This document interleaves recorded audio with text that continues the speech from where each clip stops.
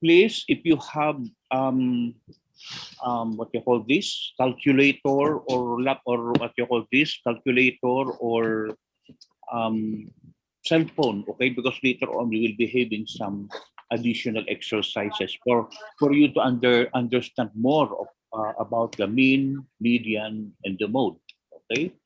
So there are some exercises that will be prepared for this purpose. Okay, so let me share my PowerPoint so that we will be start. We could finish earlier.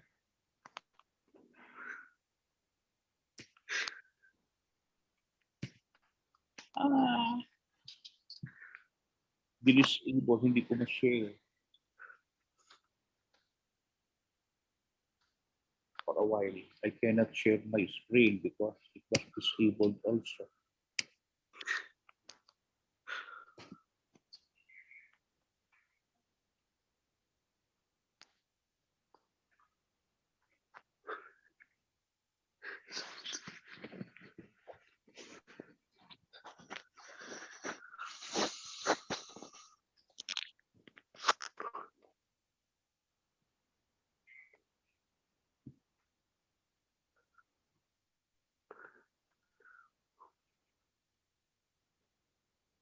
Doktora, hindi ko ma-share ang aking PowerPoint. Ang talagay host disabled participant screen sharing. Sige.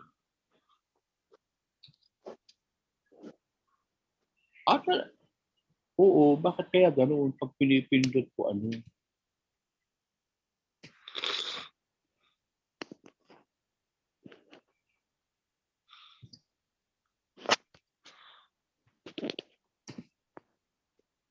Yan. Wala, pangalan lang ang nilagay. Dapat pala nilagay ko dito pati pangalan ng doktor. Hindi bali papalitan ko. Okay, students, can you see the PowerPoint? Excuse me, doctor. Yes, Doctor, some students are waiting in the waiting room. Can you please admit them? Because they said, Doctora said, students should automatically be able to participate. Excuse me.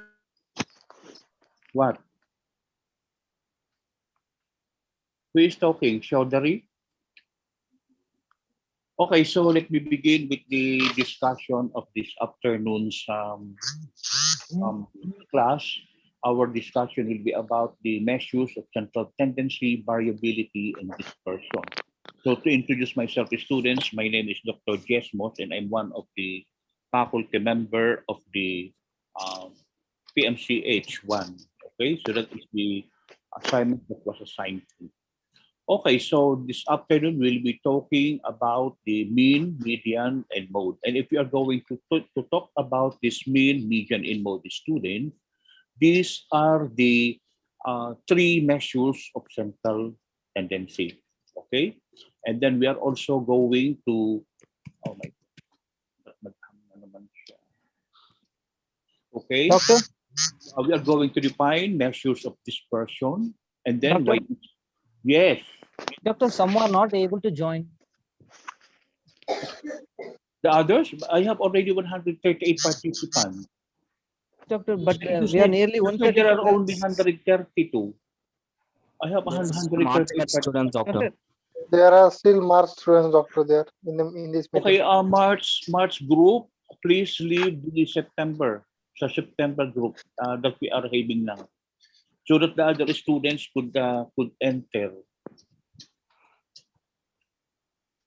Okay, so we are going to understand the meaning of why we need to measure dispersion. Okay, and then how measures of dispersions are being calculated, like knowing what is range, the quartile deviation or semi-interquartile range, and then the mean deviation, the standard deviation, and methods for detecting outlier.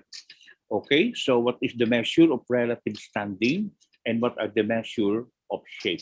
So all of these are the things that we are going to study and understand this afternoon. And then what I'm expecting for the students is at the end of this lecture, the students must be able to understand, okay, and be able to doing it yourself on how are you going to get the mean, the median, the mode, and even these measures of dispersions. Okay, so now when we speak of this, we are talking about that you need to know that you must be able to describe the homogeneity or the heterogeneity of the distribution. The students must understand the reliability of the mean and be able to compare the distribution as regards to the variability. The students are also expected to describe the relative standing of the data and also the shape of distribution. Okay, now, how are we going to define measures of central tendency? So when we speak of measures of central tendency, students, these are numerical descriptive measures which indicate or locate the center of distribution of data set. Now, in layman's terms, so it means that you are talking about that this measure of central tendency is the average, okay? And it is a single number of value which can be considered typical in a set of data as a whole. Now, like for example, you want to know your average in PMCH1, then what you are going to do? If there will be six exams, then you are going to add all your scores or grades in your PMCH and then divide it by its six. And the total that you are going to get there is the average. Okay, another example that is stated in our lecture is in case that you have a class of 40 students, then you are going to get the average height, okay? Then you are going to add all the height of each members and then divide it by 40 because there are 40 students. And the average and the score that you are going to get there will be your average height. Okay, so when we speak of the mean student, okay, so we are trying to discuss the first of the central measures of tendency. So when we speak of the mean of a set of values or measurement is the sum of all the measurements. And then you are going to divide it by the number of measurements in the set. Okay, so the mean is one of the three measures of central tendency. And take note that this mean is the most popular. Okay, so this is the most popular among the central tendency, and it is the most widely used among the central tendency. So if you're going to look at this mean is also called as the arithmetic mean. Okay, so like for example, if you are going to compute for the mean of the population, the parametric or the population mean is denoted by a mu. Okay, so the mu, or you are going to read it as mu. And then if we get the mean of the sample, we call it the sample mean.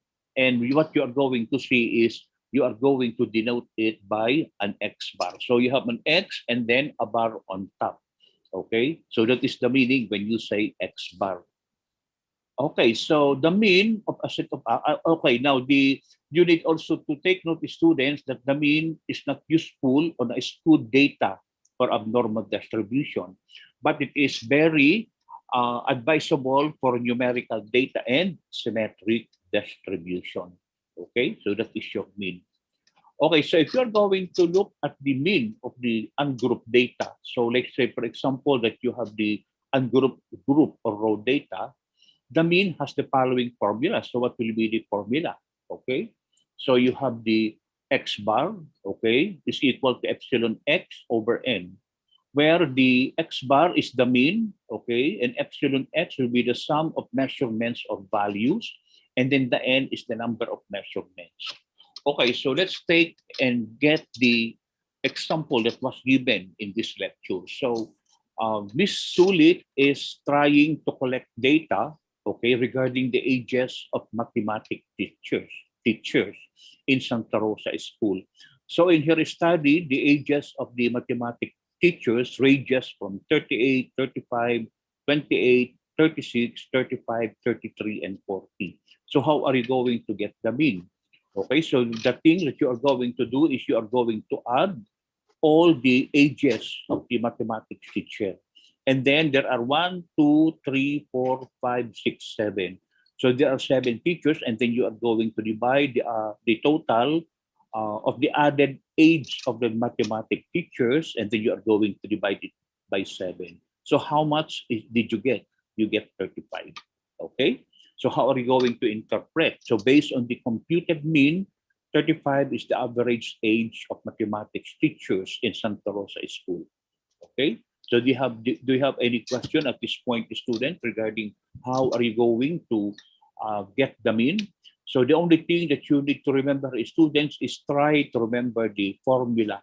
Okay, so when you are talking about the ungroup or the raw data, so that you'll be able to get the mean for an ungroup, okay, measurement, that you are going to remember that the formula for the mean is, okay, x bar equals epsilon x over n, where the x bar is the mean, and then the epsilon is the sum of measurements of the values, and then n number of measurements. Okay, so knowing the formula is very important, student.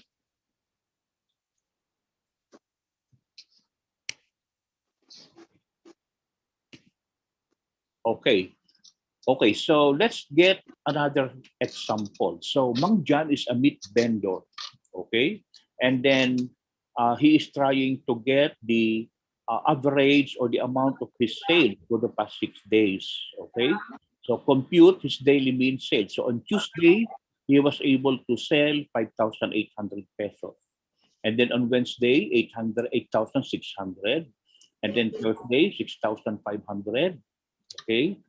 And then Friday 4,300, and then Saturday 12,500, and Sunday it is 13,400. So what are you going to do? So there are how many days? 1, 2, 3, 4, 5, 6, and then you are going to add all the sales each day, and then you are going to divide it by 6. So how much will be the mean or the average of the sales of Mang Jan in 6 days? Okay, so the total average is 51,100 pesos. Okay, so that is the average sales of Mang Jan for 6 days. If you are going to add all the amount of the sales of Mang Jan every day. Okay, so that is how we're going to get the average of the given sample. Okay, so weighted mean is the mean of a set of values, no? Wherein each value or measurement has different weight or degree of importance. So the following is its formula, okay?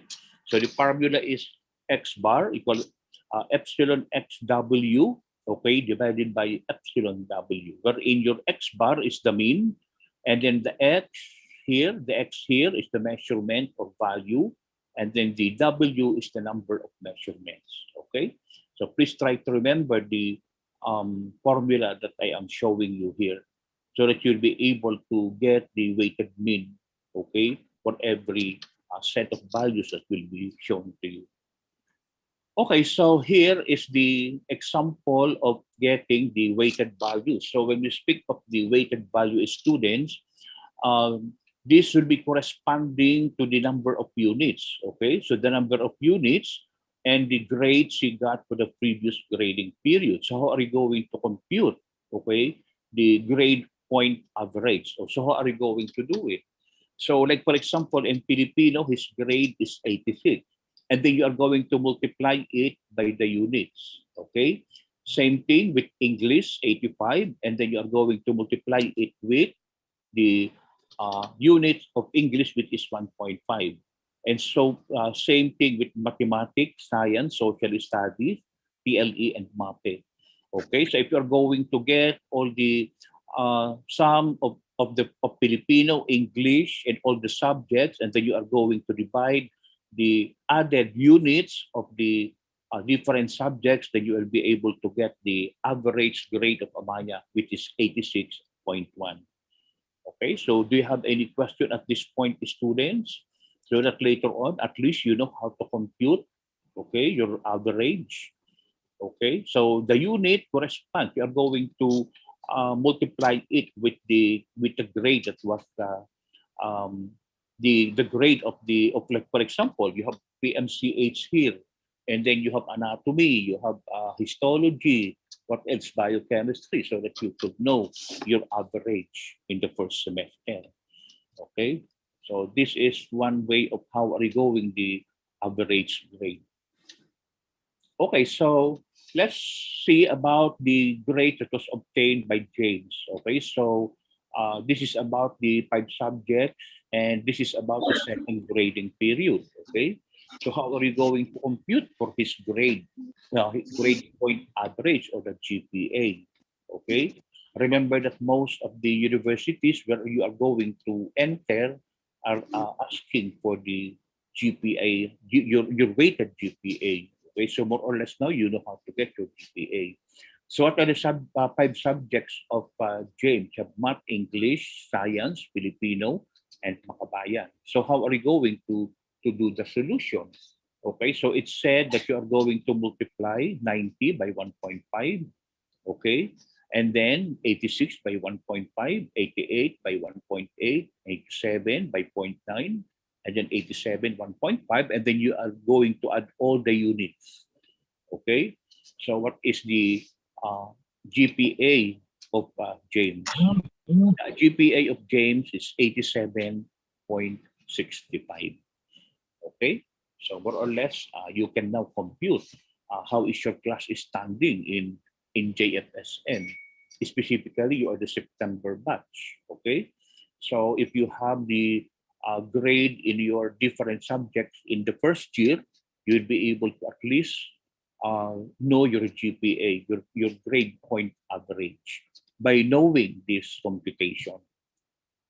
Okay, so the average of James will be 87.67. Okay, so the Likert is used if the researcher wants to know the feelings or opinions of the respondents regarding any topic or issues of interest. Okay, so take note that this is our the Likert type statements. Respondents will choose the number which best represents their feeling regarding the statements. So note that the statements are grouped according to a theme. Okay, so what are your statements here? Like for example, your choices 5 strongly agree, so that is SA, and then 4 agree and neutral, D disagree, and then 1 strongly disagree. So this is how are you going um, to to to grade. Okay, let's say for example that you are being evaluated for something. Okay, like for example, the number one question is we learn a lot doing online classes. Okay, so how are you going to grade it using this one? Okay, the research, the topic of issues of interest. So the issues of interest is we learn more on online classes than the face-to-face classes. So how are we going to evaluate it? Is it number 5? Is it number 4? It is N. It is disagree or strongly disagree. So this is how are you going to use the Likert type statements. Okay, so this is another one. So you are going to look at the student statistics wherein the statements that will be used will be about this one. This is about the statistics. So I am sure that I can learn statistics. I think I can handle difficult lessons in statistics. I can get good grades in statistics. So you are going to measure it by putting 5, 4, 3, 2, 1. Okay. So this is how are you going to do the Likert type. So below are the respondents in the Likert type of statements above, wherein the table below shows the mean responses in their interpretation. So using the formula, students for computing the weighted mean check the correctness of the given means on the table. Okay, so this is how the interpretation regarding the students in statistics. So number 5, there were 36. Okay, in number 4, 51. Okay, in number 3, there were 18. And then number 2, 0, 1. So the mean is 4.14. Okay, interpretation agree. Okay, so same thing with number 2 and number 3. So this is how are we going to do the Likert type of statement that is being asked to you, that is below the responses. That is about the interpretation of how are you going to learn, or how are you going to handle statistics, or whether you'll be able to get good grades in statistics. Okay, so please take note of the Likert type of the statement. Okay, so this is another one. So if you're going to interpret it, the average from 1 to 1.79 is strongly disagree, and then 1.8, 2.59, and then 2.6, 3.39, that is neutral, and then 3.4, 4.19, agree, and then 4.2 to 5 strongly agree. Okay, so this is how are we going to interpret the result in the Likert type statement. Okay, so I think this is your exercises. Below is the result of the responses of the following Likert type statements to solve for the mean and give the interpretation. So this is about the student perception on statistics as a subject. Okay, so the first question is, I think statistics, or the first statement is about, I think statistics is a worthwhile, necessary subject. Okay, and then the number 2 is, I will use statistics in many ways as a professional. And then number 3, I'll need good standing of statistics for my research work. Okay, so you're going to click which one is your choice. Is it 5? Is it 4? Is it 3, 2, or 1? Okay, so that is how are we going to use your Likert type statements.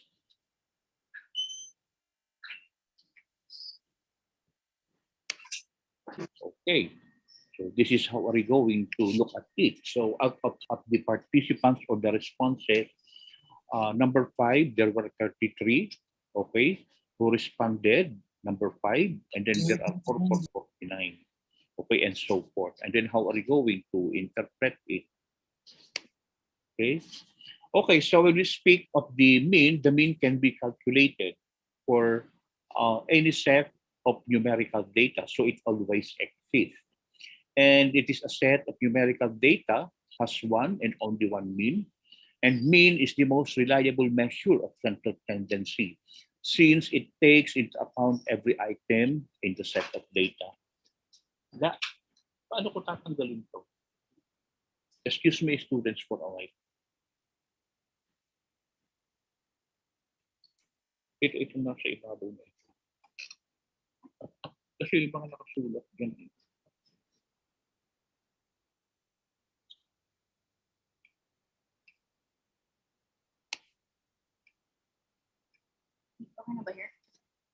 Okay, so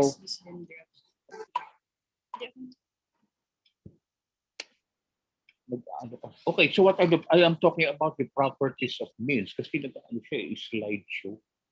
Okay, so when we speak of properties of the mean students, it means that when we speak of the properties of the mean can be calculated for any set of numerical data. So you can calculate it in any set, whether you have any kind of every set, so you can always calculate the mean. And then a set of numerical data has one and only one mean.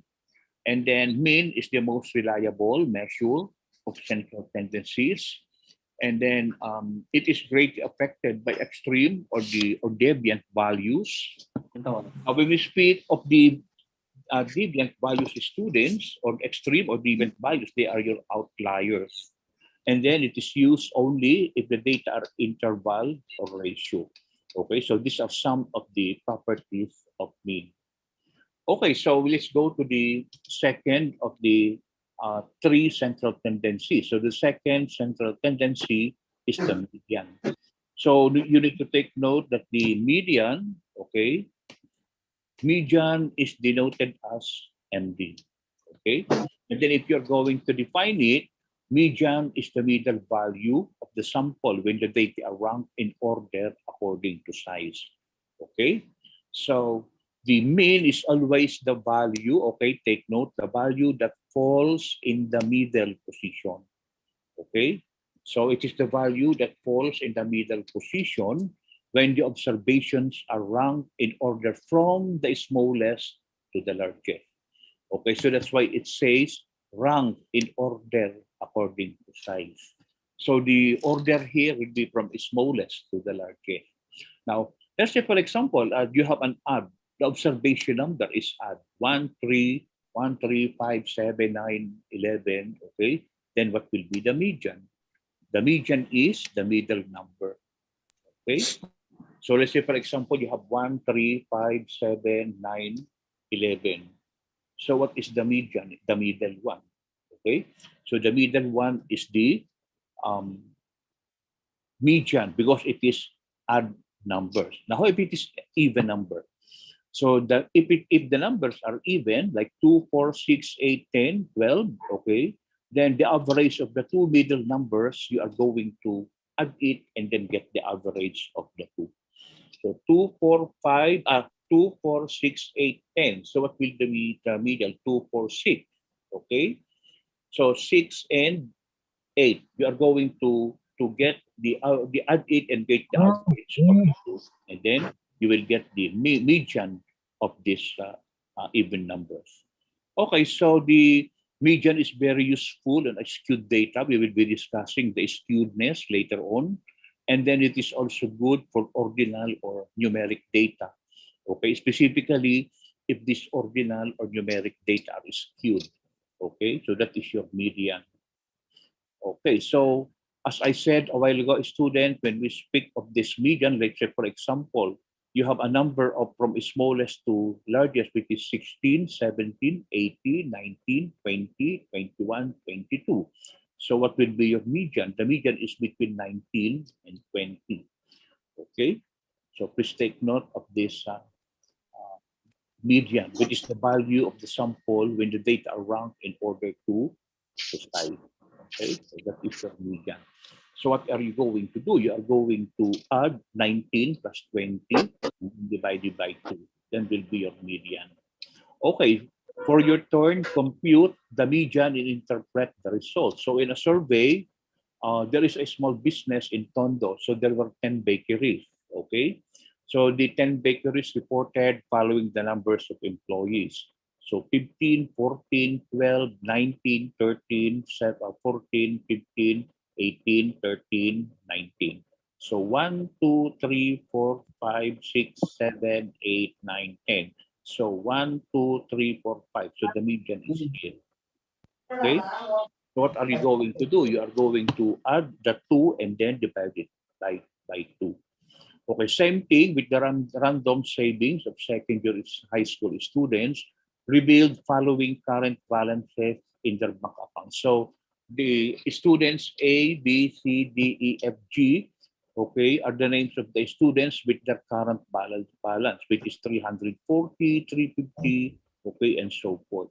Okay, so 1, 2, 3, 4, 5, 6, 7. You are going to get the median. Okay, we are going to add that median and that will be your average. Okay, same thing with the lifelines of light bulbs in thousands of hours. So the lifetime is 1.1, 1.1, 1.2. Okay, so just get the midline or the middle of which. Okay, just add the middle of the two and middle of this information and then divide it by 2. Then that will be your median. Okay. Now, what are the properties of median? So when we speak of median students, you are talking about that the median is the score or class in the distribution, wherein 50% of the score fall below it and another is 50%. Okay. So that is one of the properties. It is the score or class in distribution. Okay, wherein 50% of the score fall below it and another 50% lie. Now, you need to take note that median is not affected by extreme or deviant values. Okay, and then median is very appropriate to use. Okay, it is appropriate to use when there are extreme or deviant values.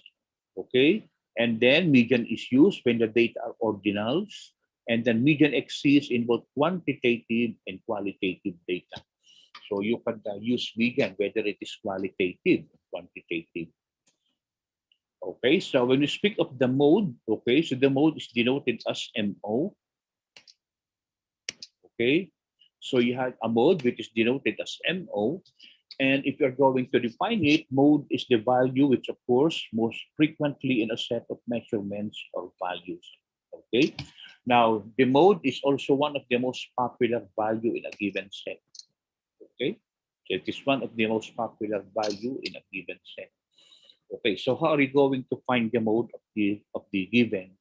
So the ages of 5 students are 17, 18, 23, 20, and 19. Okay. So the following are the descriptive evaluation of 5 teachers. BS, satisfactory, okay, very satisfactory, outstanding. The grades of 5 students are 4, 3.5, 4, 3.5, and 1. The weights of 5 boys in pounds are 117, 218, okay, 230, 120, and 117. Okay. Okay, so what are some of the properties? So it is used when you want to find value, which occurs most open. It is a quick approximation of the average. Okay, it is an inspection average. It is the most unreliable among the 3 measures of central tendency. Okay, so take note, huh? It's 3 It is o'clock. one of the most unreliable among the 3 measures of central tendency. Okay, because of its value is undefined in some observation. Now, we usually use the mode in the public health statistics, specifically if you are going to measure the top 10 mortality and morbidity. Okay, and it is usually used for bimodal distribution. Okay, so that is your mode. Okay, so find the mode and interpret. The following table shows the frequency of errors common by 10 typists per minute. Okay, so who are the typists? A, B, C, D, E, F, G, H, and the errors per minute. Okay, so how are we going to get the mode and how are you going to interpret it? And then number 2, a random sample of 8 mango trees, revealing following number of the fruits they yield. Okay, so these are the number of the fruit that they yield. And then you have 9 students, okay, the scores in mathematics, 12, 15, 12, 8, and so forth. Okay, so find the mode and interpret it. I hope that you can do this when I shared all the PowerPoints with you so that you'll be able to understand it properly. Okay, so what is a measure of dispersion? So let's define the meaning of the measures of dispersion. Now, take note that central tendency student measures do not reveal the variability that is present in the data. Okay, so it does not reveal. Okay, the variability present in the data. And then when we are going to define the meaning of dispersion in student, dispersion means scatteredness, the scatteredness of the data. Okay, that is around an average.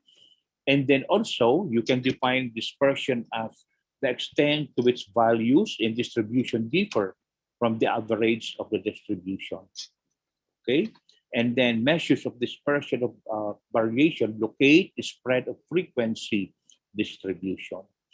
Okay? And the measures help to describe spread how far from the center data tend to range. Okay? So these are some of the definition when it comes to the measures of dispersion. Now, you could define also dispersion, okay, in statistics. It is one way of describing how spread out a set of data is. And then what is it? Let's say, for example, that the data is of large value. So when a data is of large value students, what happened to the value set? The the set are widely scattered. Okay. Now, how about when the data is small? The items in the set are tightly clustered. So they are grouped if the data is small. While if the data is very large, okay, then what will happen? Okay, the value set are scattered. So that is the meaning of disperse. It's dispersed. Okay, but when the data are small, then they are clustered. They are in groups. Okay, so why do we need? What is the clinical significance? Why do we need to do the measurement of dispersion? So that is to determine the reliability of the average. Okay, and then to have the basis or the basis for the control of the variability, and then to compare the variability of two other more series and facilitate the use of other statistical measures. Okay, so these are some of the clinical significance why we need to measure dispersion. Okay, example of the dispersion. So we have a number of minutes, 20 clients waited to see a consulting doctor. Now remember that specifically when a doctor has many patients, okay, so you are going to wait for some time. Maybe it takes 30 minutes to 1 hour before a consultation, before the doctor will be able to see you. Okay, depending on the number of the number you were when you arrive. Okay, in the clinic of the doctor. So the consultant doctor X and Y. Okay, so these are the time that the patients waited to see, so that the patient must be able to see the doctors. These are the waiting time. Okay, so X mean time is 14.6 per minute. Okay, and then the mean waiting time is, and then what is the difference of the two series? Okay, now X means the high variability, which has a less consistency, while the low Y is the low variability, which is more consistency. Okay, so please take a look. You have your consultant doctor. So your X here is the high variability. Okay, and the mean time of waiting is around 14.6. Okay, and then you have the mean waiting time is 14.6, okay, minutes. And what is the difference between the two series? Okay, so that is how we're going to look at the mode of this dispersion example. Okay, so just take note that the X is about there is high variability wherein it will be interpreted as there is less consistency.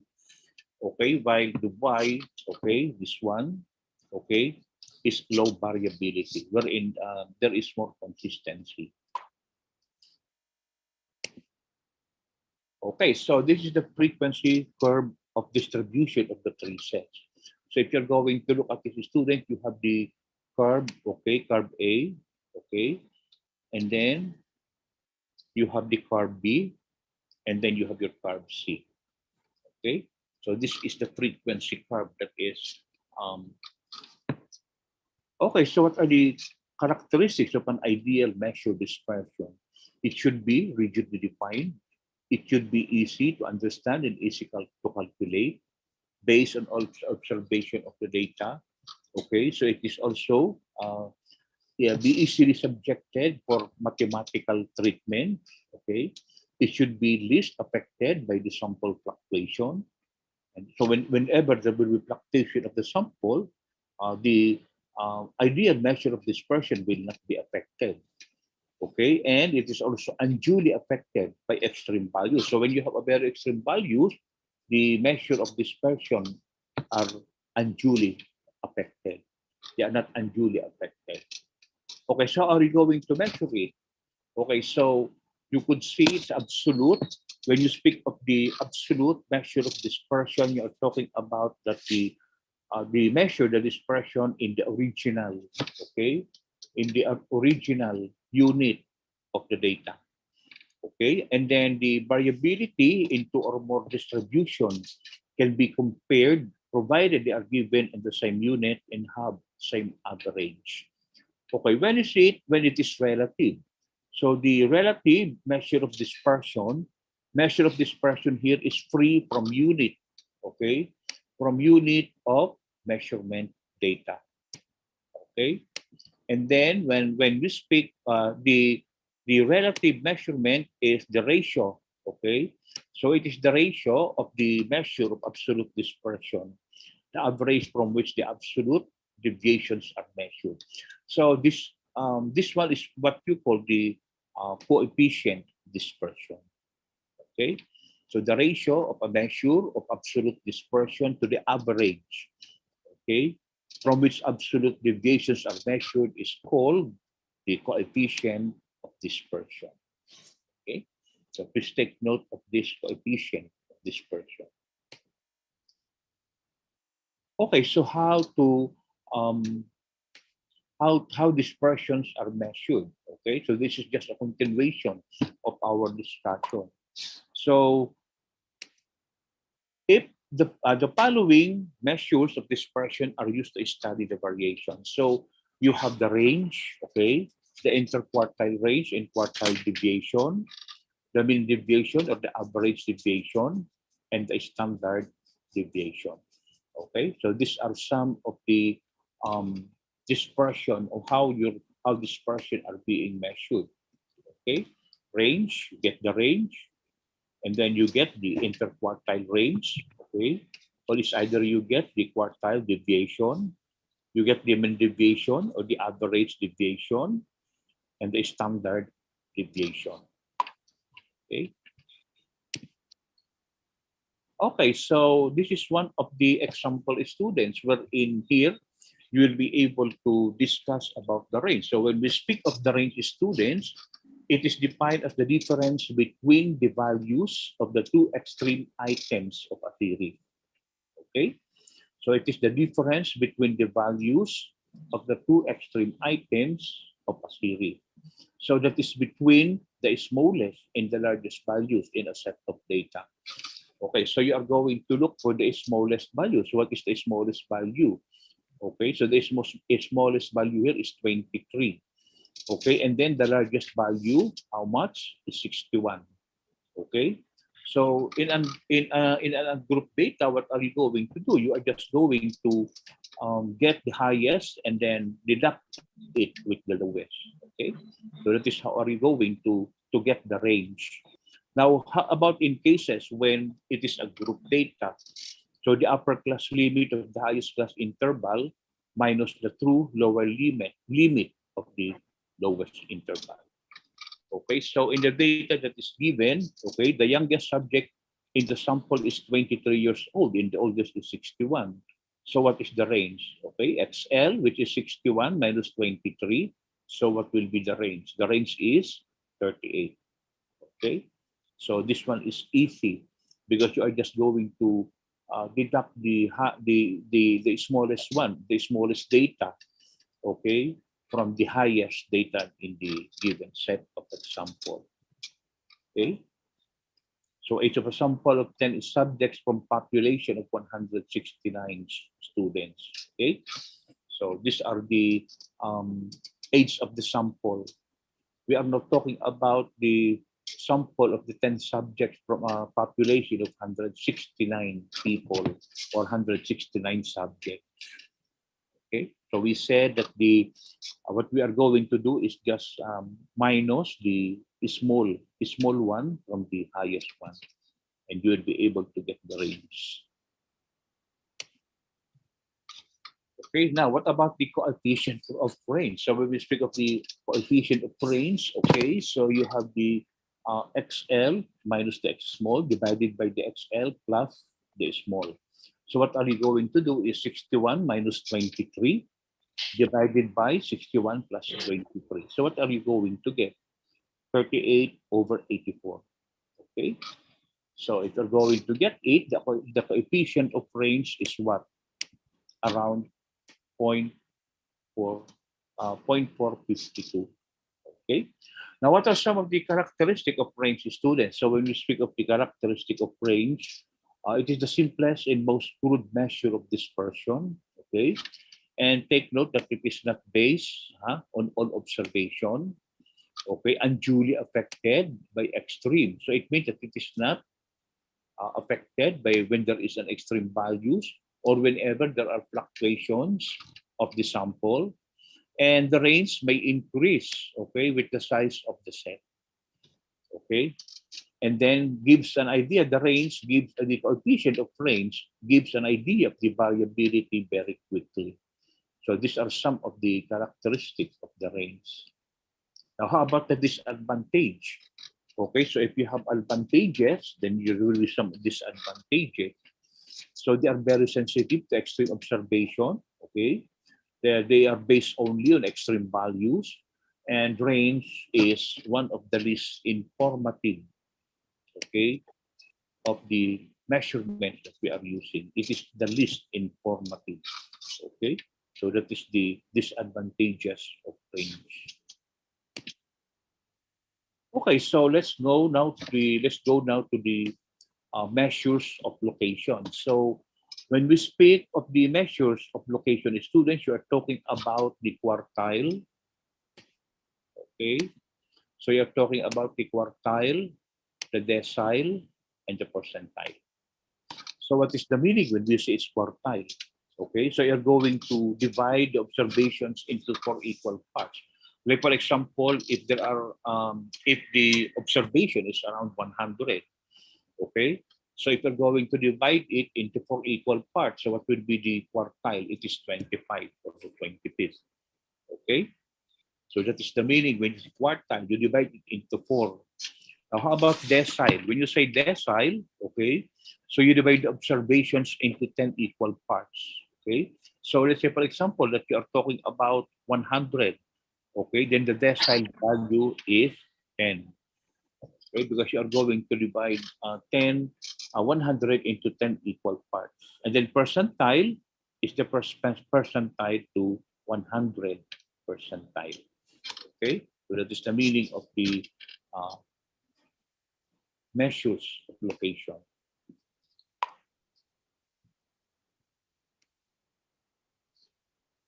Okay, so let's now go to the percentile quartiles measures of relative standing and interquartile range. Okay, so descriptive measures that locate the relative position of an observation in relation to the other observations are called measures of relative standing.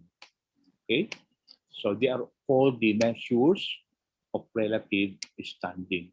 All that is about the descriptive measures that will locate, okay, locate the relative position of an observation. Okay, that is in relation to the other observations.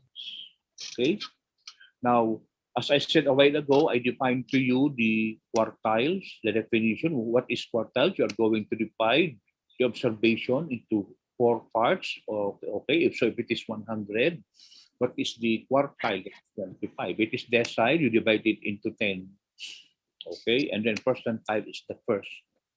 Okay, now the quartiles and the median divide the array into 4 equal parts. So this is your quartile. Okay, and then deciles into 10 equal parts, and then percentiles into 100 equal groups. Okay, so actually this is just the definition that I discussed to you a while ago. Okay, so let's say, for example, you have an n observation of x1, x2, okay, up to the xn. And the percentile is p, is the value of an f, that p% of the observation are less than 100%. Of the observations are greater than p. Okay, so how are we going to interpret it? 25th percentile is equal to the first quartile, while the 50th percentile is the second quartile, okay, or the Q2, and the 75th percentile is the third quartile. Okay, remember that when you speak of the quartile, is you are talking about, let's say that the observation is 100, okay, and then you divide it into 4, okay, so it means that the first quartile is 25, okay, and then you are going to get the second one, so the second quartile will be 50, okay, and then you get the other quartile, the third one, which is already 75. Okay, so this is how we're going to interpret this set of observations. Okay, so this is the example of the uh, location or when you are going to locate lower, mid, and upper quartiles. Okay, so on the left side, students, you have your 0.25, an area of 0.25, and then in the middle you have the difference between the 0.25 and 0.25, and then on the right side you have also 0.25. Okay, so you are just going to, let's say that 1, 2, 3, 4. So when we speak of quartile, you divide the whole thing into four areas. Okay, so if you have one, okay, because if you are going to sum all of this, it is one. Okay, so the um, reading here is you are going to divide one into four parts, and that one quartile is is equivalent to 0.25. Okay, so the first quartile here will be 0.25, the second is 0.5, the second is 0.75. Okay, so this is the same thing as the first that I showed you in the last slide.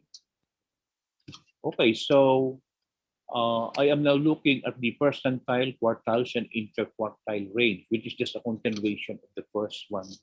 So how are you going to get the observation? Your Q1 n plus 1 divided by 4, okay? Ordered observation, okay? And then for the Q2, you are going to multiply 2 with your n plus 1 divided by 4. The 4 is the quartile, okay? And then your Q3, 3 multiplied by n plus 1 divided by 4. So how are you going to interpret it? The interquartile range students is the difference between the third and the first quartile. So you are going to get the difference between the first and the third. So this is the first one, and this one is the third one. Okay, so if you're going to look at it, your interquartile range is Q3 minus Q1. Okay, and then if you talk about the semi-interquartile range students, you get the difference between your Q3 and Q1 and then divide it by 2. Okay, so that will be your, and then when we speak of the coefficient of quartile deviation, you get the difference between your Q3 and Q1 divided by Q3 plus Q1. Okay, and what you will be able to get here is the coefficient, okay, of quartile deviation. Okay, so in this, there are so many formulas, students, so you need to see all the different formulas so that you'll be able to answer the exam. Okay, so the next one is the interquartile range. So here you have merits. So what are the merits of your interquartile range? So the first one is, when it comes to merit, is it is superior to range. Okay, so it is a good measure of dispersion. And then special utility in measuring variation in case there is an open-end distribution. Okay, it is also useful in erratic and skewed and badly skewed distribution. And the quartile deviation is not affected by the presence of extreme values. Okay, but what would be the limitation? What would be the limitation when we speak of the interquartile range? So the limitation is the value of quartile deviation does not depend upon every item of the series.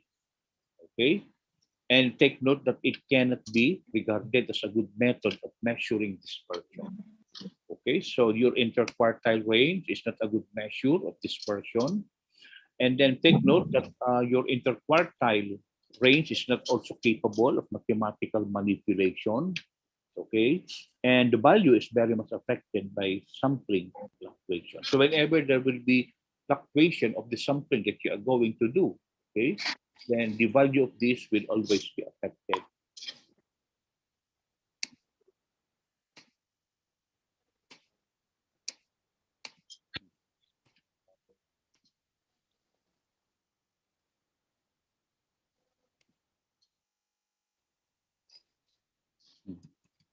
Okay, my PowerPoint hung. What happened?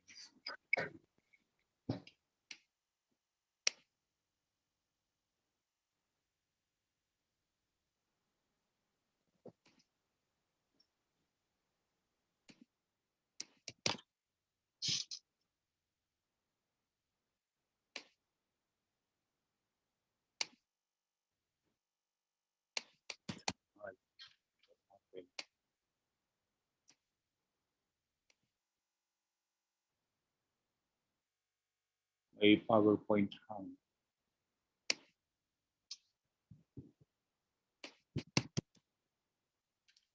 Well, I'm close to the last slides already, but I don't know what happened.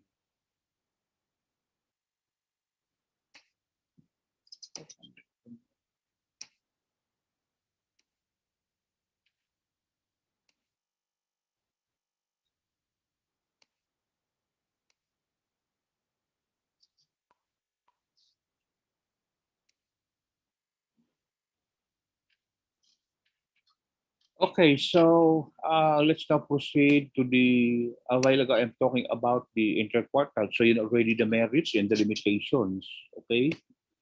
So we will now proceed to the other things that we need to understand about this. So the another measure of the other measure of okay, is the C score. Okay, so you need to know the relative standing, which is the C score student. So when we speak of the C score, okay, you are talking about the C score for an observation or the standard score. Okay, so the C score or the standard score students will be describing, okay, how far an individual item in the distribution departs from the mean of distribution. Okay, so the clinical significance of your standard score is it gives us the number of standard deviations. Okay, and a particular observation that is lying below or above the mean. Okay, take note of it is above or below the mean. So the standard score or the C score will be defined as, okay, C score is equal to X, okay, minus mu, okay, wherein your X is the observation from the population, and then the mu, the population mean, and then the standard deviation, okay? So that is the SD. So let's say, for example, for a sample of C is for X minus X over the S, wherein X is the observation from the sample, and then X the sample mean, and then S is the sample standard deviation. Okay, so that is the C is for X minus mu. Okay, excuse me for a while.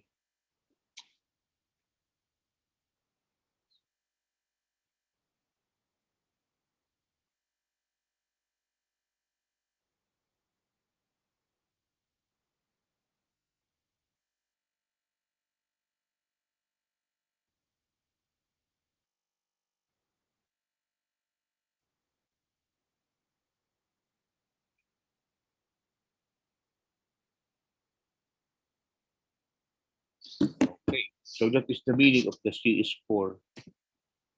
Okay, so when we speak of the mean absolute, okay, mean absolute deviation or the MAD, okay, or the mean deviation, it is defined as the average of difference of the values of items from some average of the series, okay, and then it is also the arithmetic mean of the absolute differences of the values from their average, okay. So mean deviation, okay, is based on all values and cannot be calculated for open-ended distribution. Okay, the mean deviation uses average but ignores signs, okay, and unmethodical. Now, mean deviation is calculated from mean as well as from median for both and group data. Okay, using direct method or for continuous distribution using assume mean method and shortcut method. Okay, so the average used is either the arithmetic mean or median. So that is the meaning of your mean or deviation or mean deviation. It means that it is the average of difference of the values of items from some average series of the series. Okay, and then if you're going to go in other definition, it is the arithmetic mean of the absolute differences of the values from the average. Okay, so this is one of the sample computation of the mean absolute deviation. Okay, so you have the MAD. The formula is epsilon bar x minus 1 minus 2 minus x divided by n. And then for discrete series, okay, so you need the formula of having the epsilon f1 Okay, x1, xi minus x divided by epsilon f1. Okay, so you have the mean data series. Okay, and take note that the okay. How about for the for the computation of the continuous group data? Okay, so wherein you have an M1, M2 up to the Mn. Okay, which are the class midpoints from corresponding class, which is corresponding to class frequency F1, F2 to Fn. Okay, so you have the x mean of the data series. Okay, so when you speak of the coefficient, okay, um, of the mean absolute deviation, it is equivalent to the mean, okay, the mean absolute deviation divided by the average. Okay, so that is the formula of when you are trying to get the coefficient of the mean absolute deviation. And then the average from which the deviations are calculated. So it's a relative measure of dispersion, which is comparable to similar measures of other series. Okay, so these are some of the now example to find mean absolute deviation of confinement after delivery in the following series. Okay, so let's say for example days of confinement. Okay, so you have 6 days. You stayed in the hospital for 6 days, and then for number of patients, 5 total days of confinement of each group, which is equivalent to XF, is 30. So the absolute deviation from mean is x minus x. Okay, and then Fi, x1 minus x. Okay, so you just try to get each of this data, okay, depending on the number of patients, and then the total days of confinement, which is equivalent to XF, okay, and then the absolute deviation. And then what are you going to get? X means days of confinement will be, the total days of confinement is 137 divided by 18 patients, okay? So what will be the result? 7.61. Okay, so the mean absolute deviation is you are going to get the total, which is 31.98 divided by 18 equals 1.78. Okay, and then the coefficient of mean absolute deviation will be 1.78, the one that you get from your MAD, and then you are going to divide it with your mean days of confinement. So what are you going to get? You are going to get 0.233. Okay, so that is how are you going to get the coefficient of mean absolute deviation. Okay, so we have a problem here. So find the mean absolute deviation of weight and coefficient of the mean absolute deviation of 470 infants that were born in a hospital in 1 year from the following table. Okay, so we have the weight in kilograms. This is the weight of kilogram, the first column. I mean the first row, and then you have number of infants. So number of infants, 17, okay, weighing 2 to 2.4. So there are 97 infants weighing 2.5 to 2.9 and so forth. Okay, so we are going to get the mean absolute deviation. Please try to do this as your assignment, students. Okay, so please try to, when I send to you this slide, then please try to answer, and then I will be going back to you and how are you going to compute for this problem. Okay, so how about the merits and limitations of your mean absolute deviation? Okay, so it is simple to understand and it is easy to compute. Okay, so it is based on all observation. It is less affected by the extreme items than your standard deviation. Now, the greatest drawback is that algebraic signs are ignored, not amenable to further mathematical treatment. And the mean absolute deviation gives us best result when deviation is taken from the median. Okay, but the median here is not satisfactory for large variability in the data. So if the data is very large or very vast, okay, then the median here is not satisfactory. Okay, so that is the some of the merits and limitation of your mean absolute deviation. Okay, so let's define variance. So when we speak of variance, students, it is the average of the square deviation of the mean. Okay, so its deviation should be squared first before taking the sum. So that is how are you going to get the variance. And then you need to take note that the variance, the value is always positive. And then most statisticians consider it as a primary measure. So that's why most statisticians are using the variance, okay? And then they're also affected by outliers. When you say outliers, extreme values. And it's also good for symmetric data. Okay, so this is the formula when you get the variance. Okay, so this is how are you going to, what are you going to use when you are going to compute for the variance.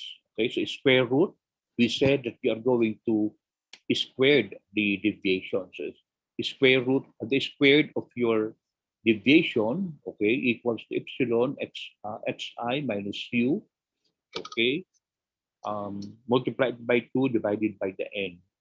Now, the variance is not easily interpreted since results are in squared limits. Okay, so that is the limitation of variance. Although we said that it is one of the one of the primary measure that is being used by a statistician. Okay, but the interpretation actually is not good because because you need to square it first. Okay, there is a square, you are going to double it before you are going to interpret it. So that is the variance. Okay, now let's now go to the standard deviation. So the standard deviation, that is the formula of the deviation. So it is the positive square root of the average of the squares of deviations of the observations from the mean. So actually the standard deviation is also called root mean squared deviation. Okay, or the square root of variance. Okay, so this is your formula, students. Please take note of this formula of your standard deviation. This one. Okay, so that is for individual series, and this one. Okay, so please take note of this. And then for discrete series with the corresponding frequency. Okay, so this is the formula you are going to use. Okay, so there are two.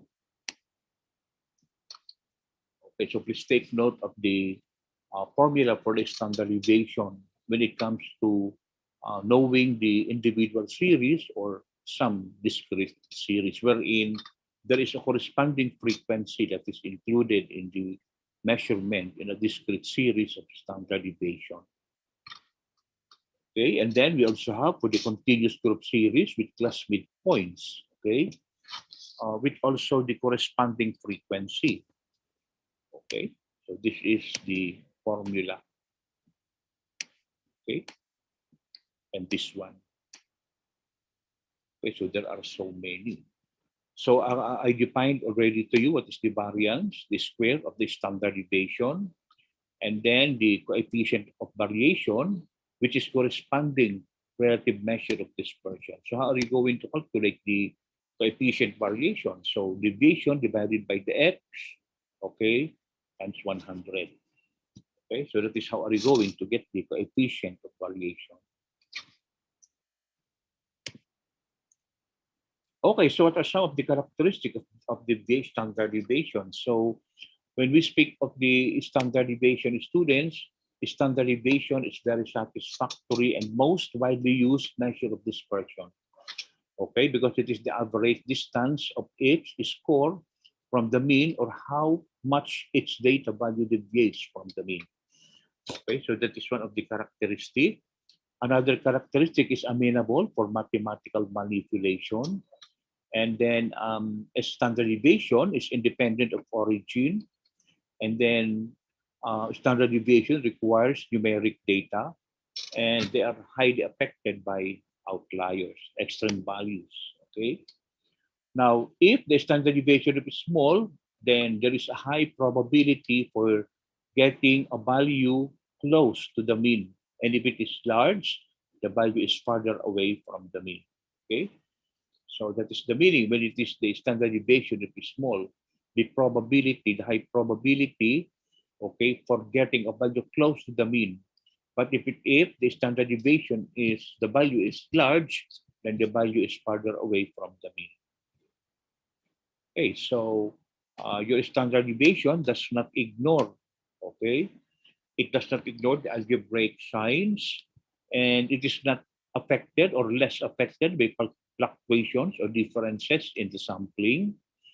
And how are you going to measure the standard deviation? It could be measured as direct method, okay, assume the mean method, and the step deviation method. So these are the three ways wherein you will be able to uh, calculate the standard deviation. Direct method, assuming method, and the step deviation method.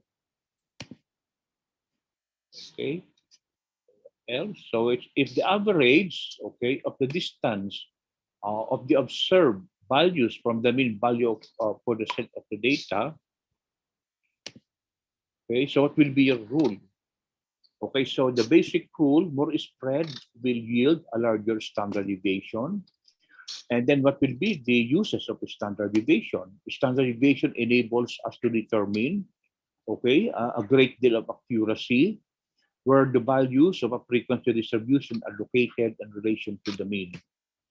Okay, now according to Chebyshev's theorem, okay, the Chebyshev's theorem states that for any data set with the mean, okay, which is the mu, and the standard deviation S, at least 75% of the values will fall within the two deviation interval. Okay, and at least 89% of the values will fall within the three deviation interval of the mean. So this is the explanation according to Chebyshev's theorem. Okay, now let's see the how are we going to be able to calculate the standard deviation. So there are weights of 265 males at a university, okay, in Washington. Okay, so these are your data giving you the class interval weight 90 to 99, okay, and so forth. So how are you going to get the standard deviation? So you are going to use this formula. Okay, so the main total is 931. Okay, and then you have the 99 for your FD, epsilon FD, and then the N is 265. So there are the 265 is the number of population, okay, in the University of Washington, okay, regarding the standard deviation of the weights of 265 male students. Okay, so I'm going to use the formula. Okay, so deviation, square root, okay. So you're going to look the epsilon FD2, which is equivalent to 931 there. And then how many students? There are 265, okay. And then minus the EFD, okay, square root, square of the N2. And then you're going to 999 square divided by 265, and then you are going to multiply it by 10.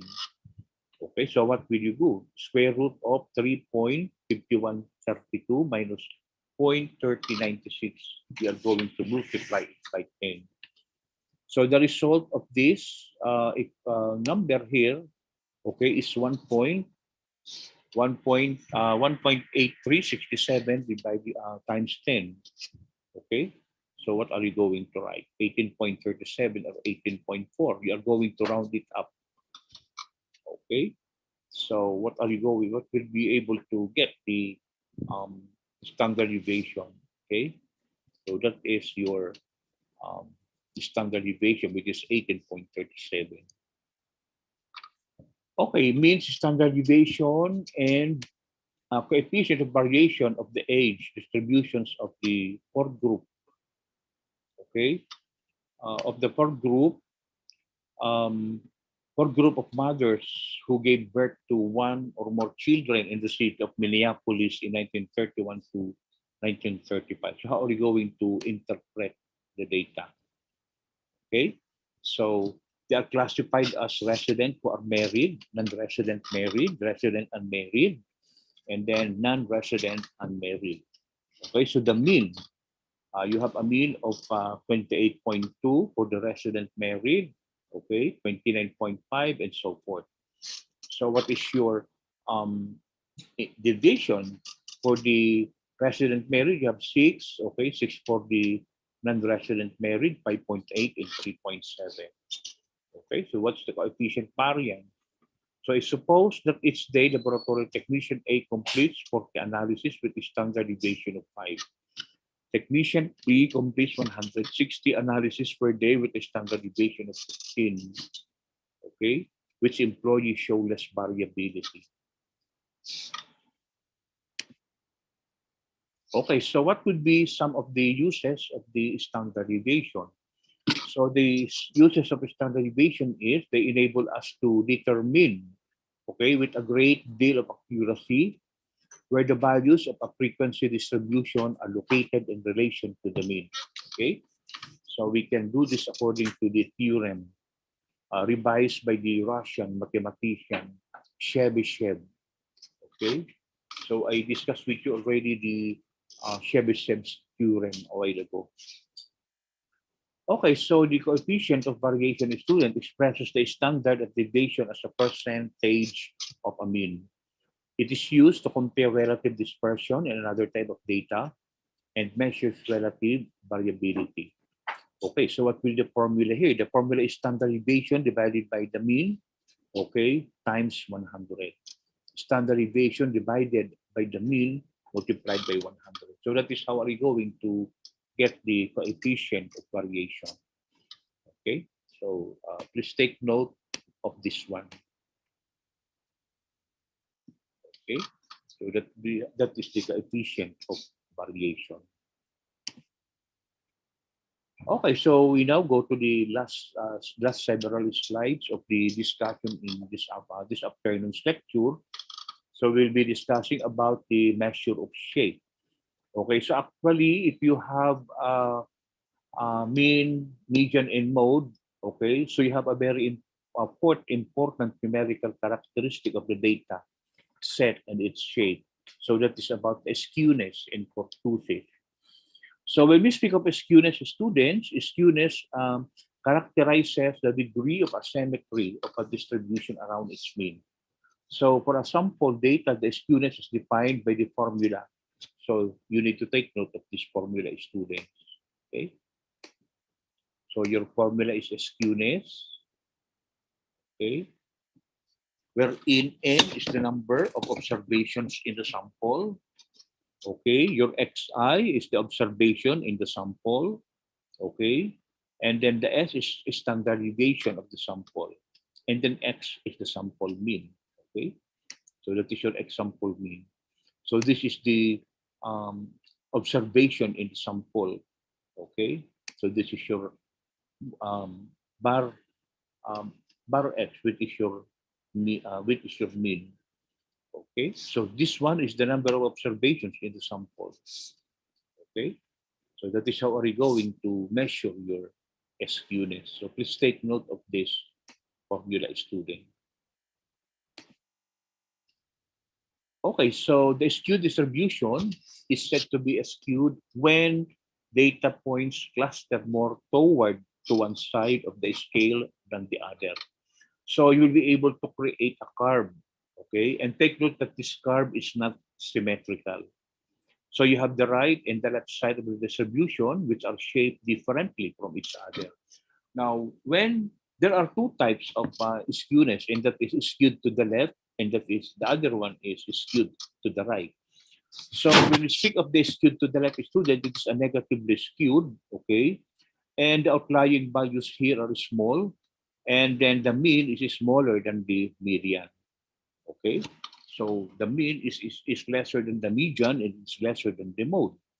Now, what is the second type of skewness? So the second skewness is the skewed to the right. Wherein this is skewed to the right, okay, is positively charged, okay?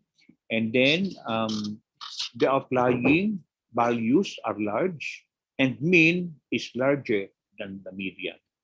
So everything that is skewed going to the right are positively charged. And the one that is skewed to the left are negatively charged, okay? So in here, mean is greater than the median and median is greater than the mode, okay?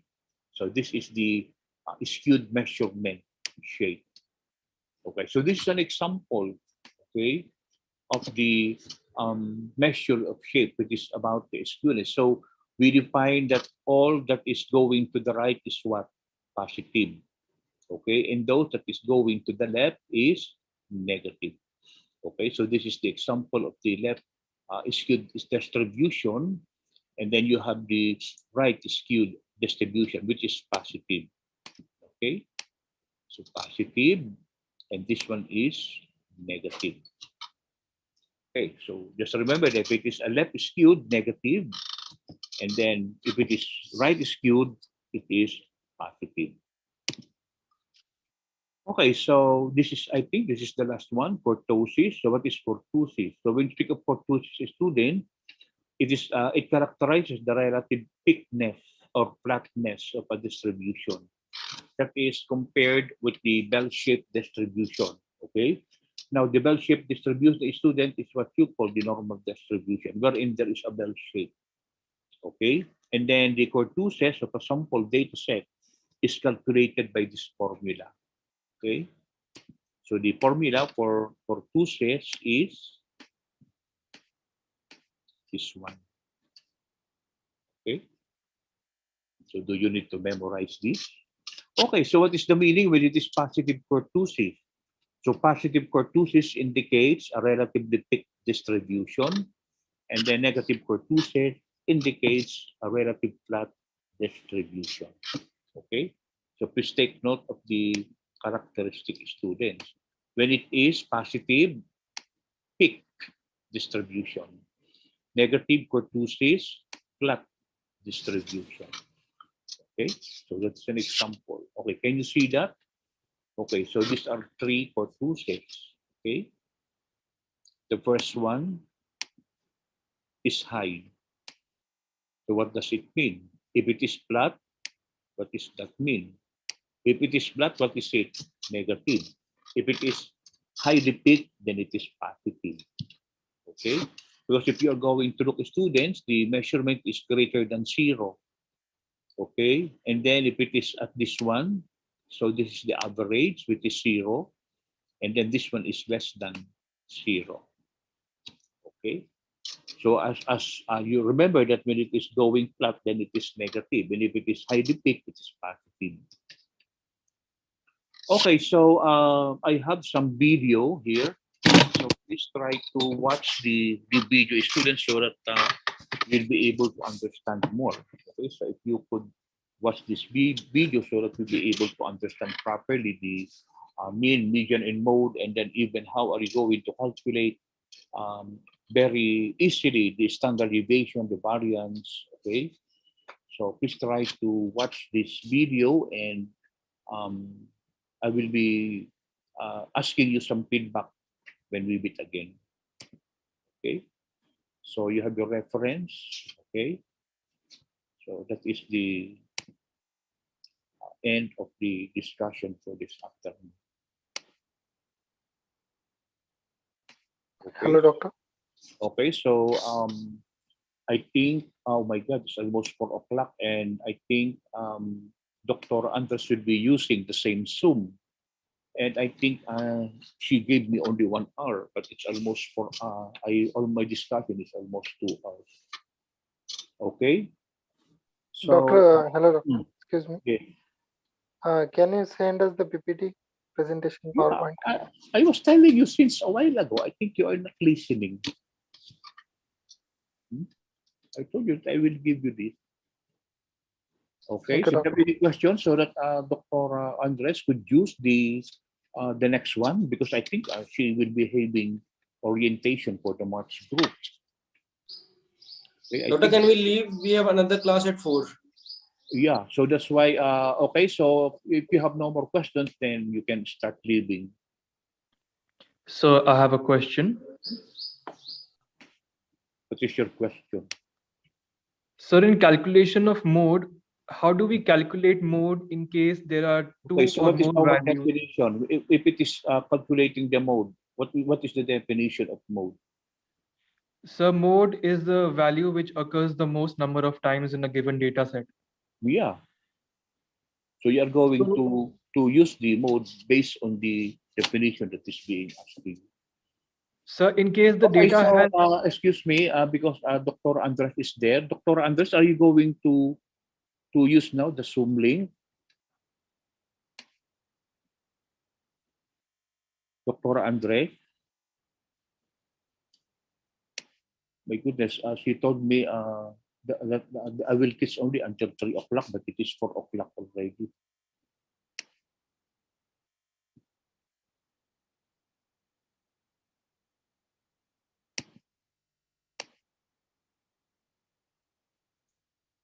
Okay, I think September batch you can leave now so that the March batch could enter.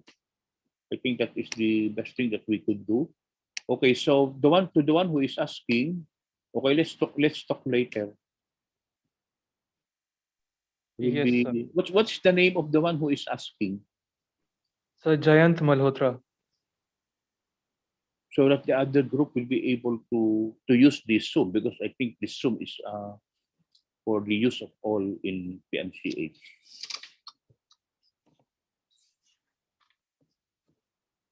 Okay, September batch we are done, so that the March group could come in now.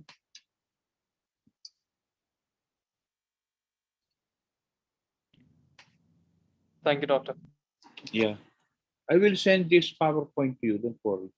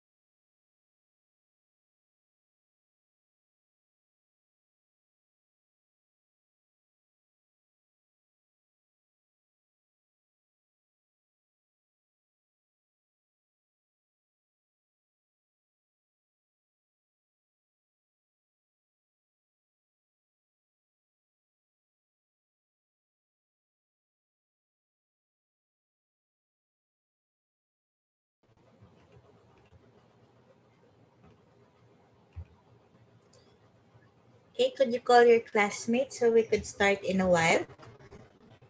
Sorry, it's just now that we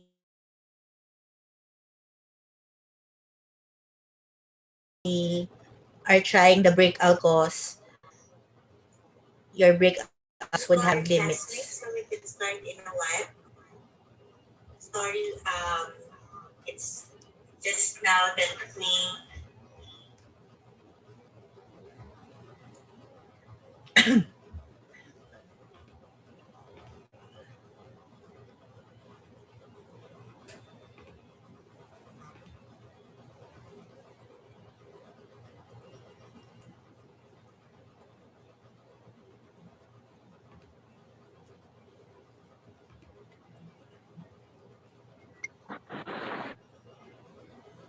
Okay, I understand that you have the next class. This won't take long. So just give me 15 minutes.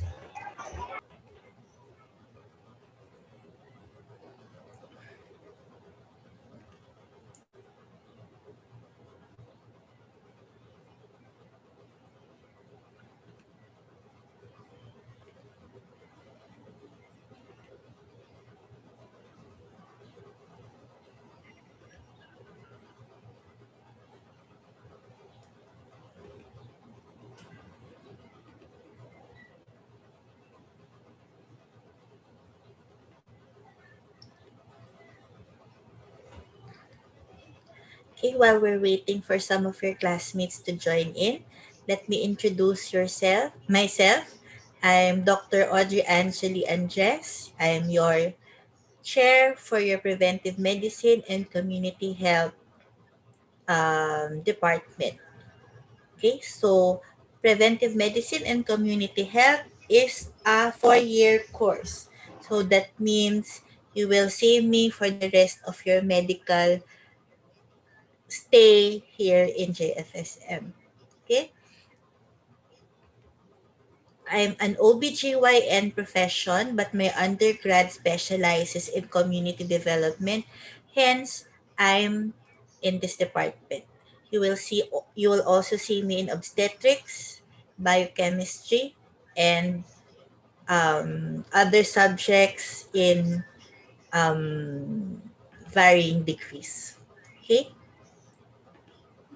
so let me officially welcome you to your preventive medicine and community health course. Your first year of PMCH would basically be family medicine and biostatistics. First sem would be family medicine, second sem would be biostatistics. Your second year would be research and epidemiology. Your third year would focus on public health, administration, public health policy, and common diseases that affect the public good. Okay? And then it will all end with community clerkship. This is a health center in Green Valley. However, as of now, there is no face to face clerkship due to the pandemic. Most probably, when you do reach clerkship, we have returned to face clerkship even for community. Okay? So I think we're a good number. I think we could start. We are 275. All right.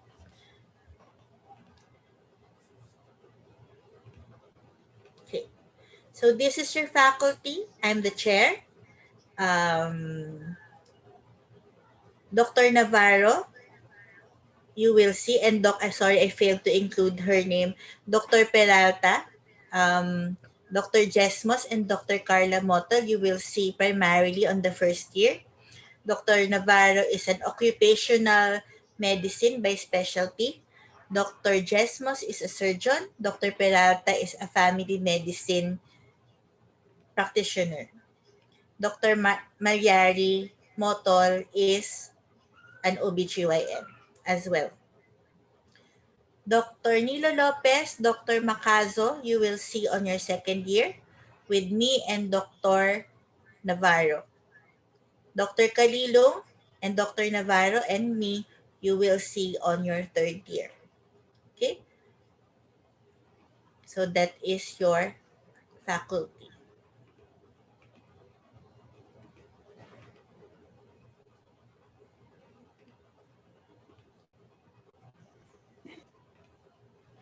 Okay, course description, this is a 3-hour per week course. So this is Thursdays 1 to 4 that deals with family medicine and biostatistics. So core competencies of this course would be essential knowledge of the family as a basic unit of care, principles of bioethics and biostatistics. Skills, you know to assess the family and formulate a plan for family wellness. It is not yet expected of you that you know history taking and physical exam, but it's a plus that you know more or less how it goes, how a clinical and physical exam is conducted. Though the nitty-gritty of it you're not expected to know yet. Attitude, so no bioethics, physician-patient confidentiality, privacy, gender sensitivity, and patient rapport is expected of you. So schedule of class, Thursdays 1 to 4 p.m. I have also uploaded in your Google Classroom the schedule of of lectures so that you could, if ever you want to study ahead, you may do so. So strategies primarily would be video lectures and interactive discussions.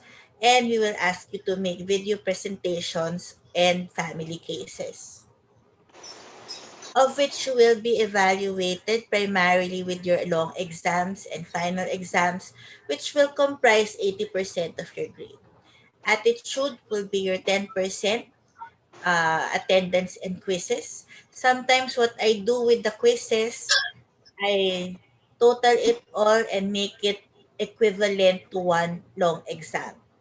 And skills, your family case presentation to be presented at the end of the first semester would comprise 10% as well.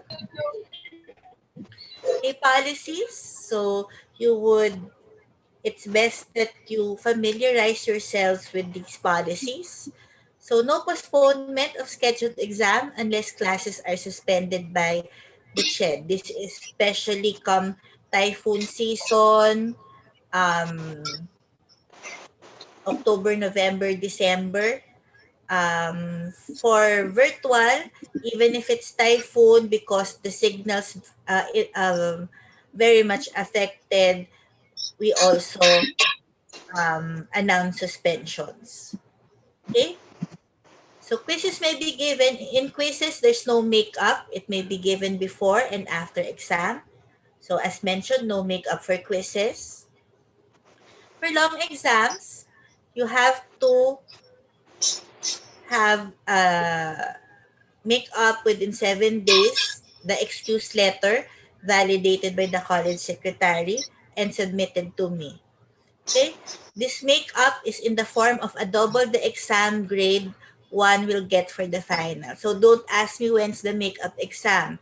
The makeup exam is automatically when you miss an exam, your finals grade, you will get a double for that finals grade. Example, you missed long exam 1, so finals you get a 75. So you get a 75 for your finals and you get a 75 for your long exam as well. Okay? This is just up to one missed long exam. So if you miss more than two, we will talk about it how we would make your how we will compute your grade, because what I am avoiding would be you missing all long exams and just taking the final so that you could get whatever grade you get for that finals. Of course, that is not allowed. Okay. Unexcused missed long shall be given a grade of 0. So if it's deemed unexcused by the college secretary, it would be a grade of 0. Okay? Excuse me, ma'am. Okay. Absence. Yes, any questions? Ma'am, some students are waiting in the waiting room, Yeah, ma'am. yeah, Could I you please? just saw. Yeah, I just admitted them. Thank you. So absence from the final examination, if excused, shall be given a grade of incomplete and you are given a chance to complete it within a year. So it's not a problem. You get the feedback right away because it's electronic. So you know your scores right away because it's sent back to you in an instant. Okay. Cheating during an examination is grave and inexcusable, so you will get a grade of 0 and would get a recommendation to be excluded or expelled after due process and evaluation. So please, as early as now, be truthful to yourselves because when you do meet patients, you will not have a lifeline. You're fending for yourself. So be as early as now, aim to learn how as much as you can so that you could be the best doctor that you can be. Okay?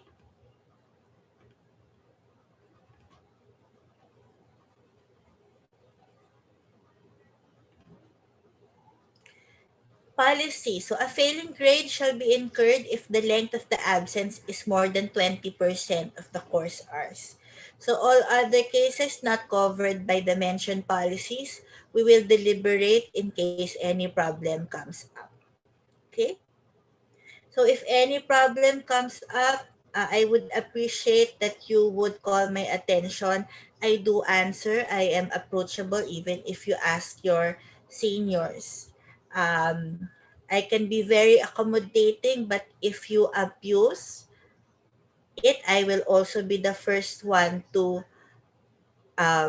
call your attention and um, recommend the corresponding punishment or whatever sanction.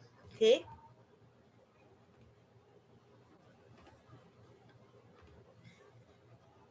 So now that we're online, of course, I know that you are curious with as how we will conduct the course. Okay.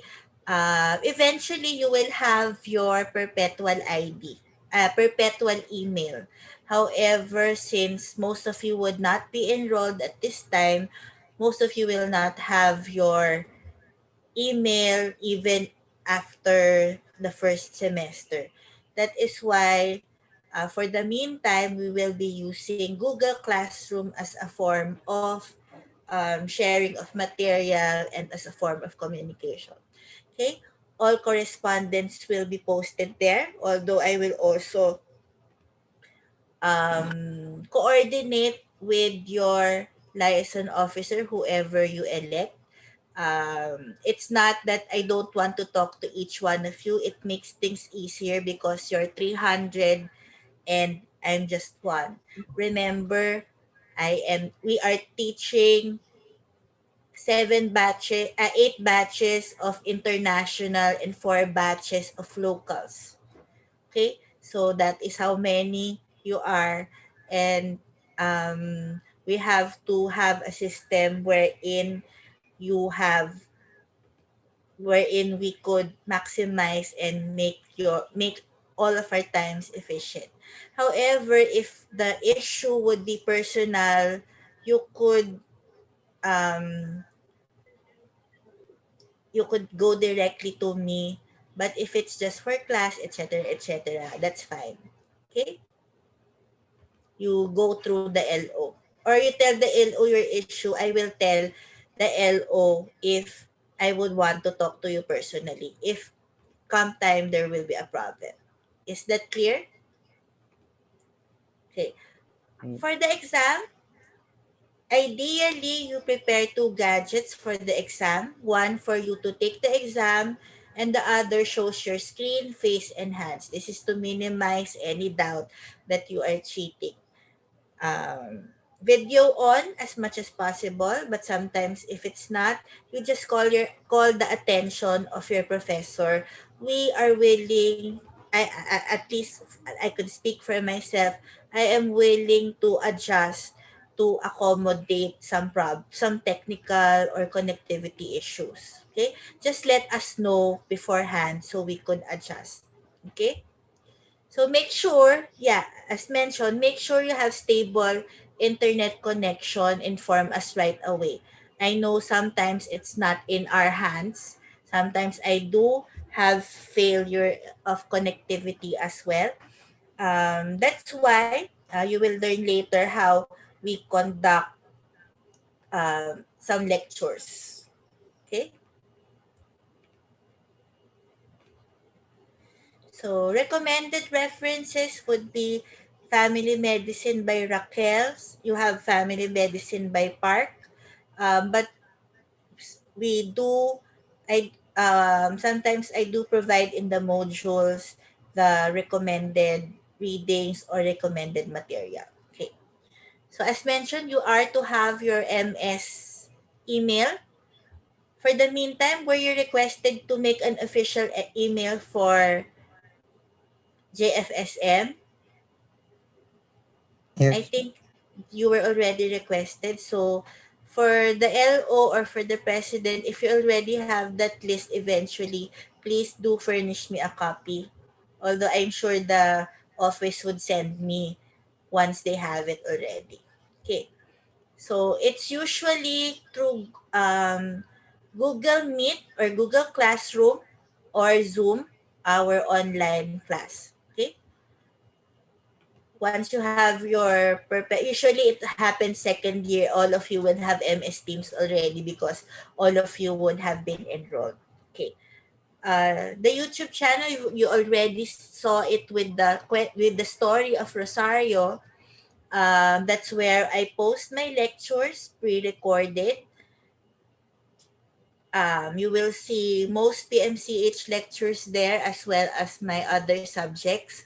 Why I do pre-recorded? Because sometimes internet would be bad.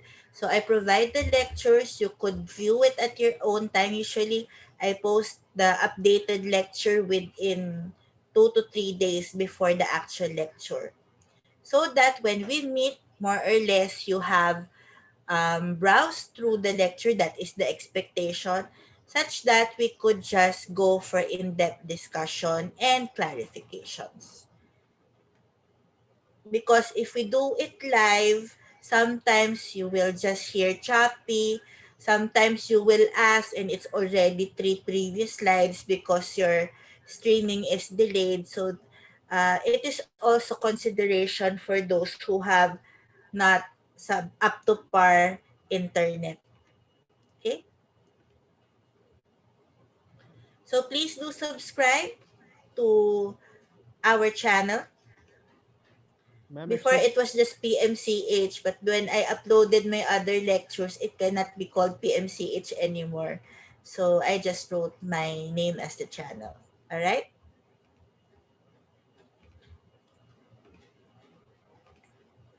Guidelines. Okay. Online class attendance will be checked randomly. Okay.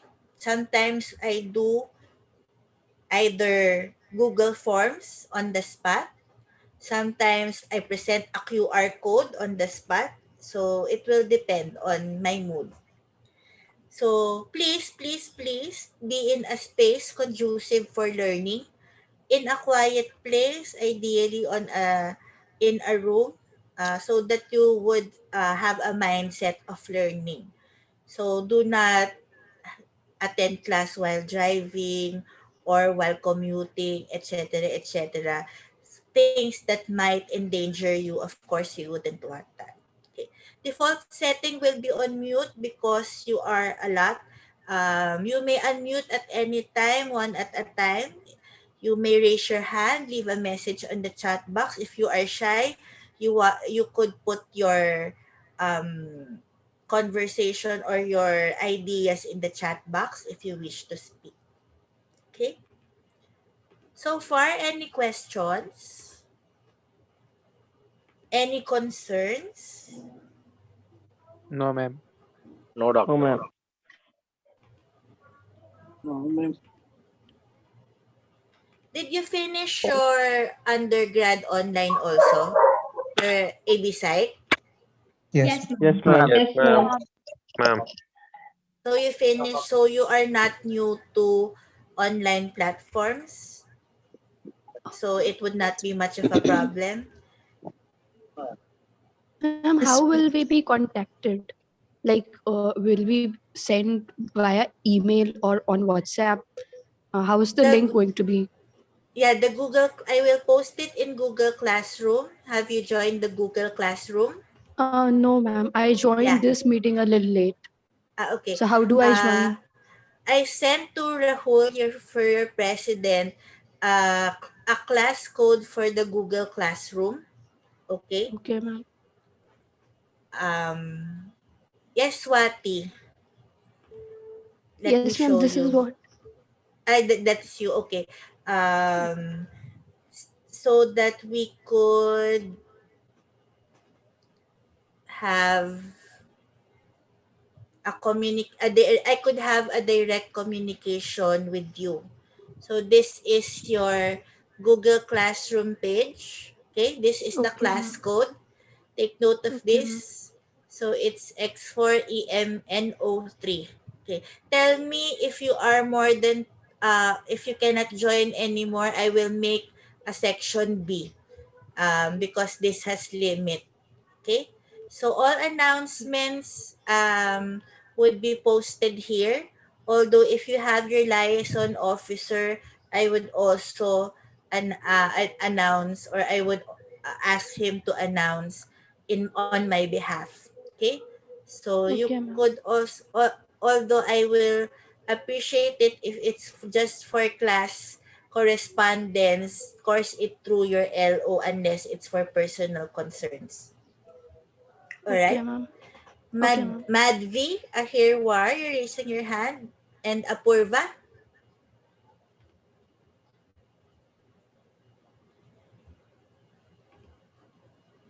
Or your questions answered already? Ma'am, some students are waiting, please accept. Again. Some students are waiting, please accept. So much? Some students are waiting for class, please accept them. There's no... how many are you? You're 500? I'm talking to 500 students. How many are you?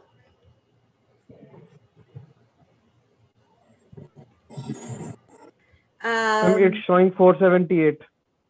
Yeah, it's showing 478. If that will be a problem eventually, you could go to YouTube. Whenever we hold class, I post it live so that one, you could go back to the live class as well. So at least that's it.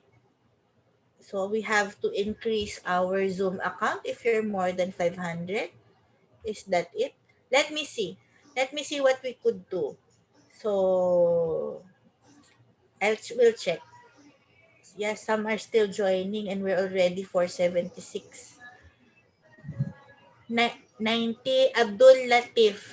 Question? Ma'am, yes, ma'am. That assignment of the reaction paper of the Rosaria, that one had to be handwritten or a Word file, ma'am. Well, if you want it handwritten, then you will take a picture, then you send it to me. As long as it's legible, it's okay. If you want to type it, it's okay as well. Okay, ma'am. Thank you, ma'am. Ma'am, where we have to send the image? There, in the assignment.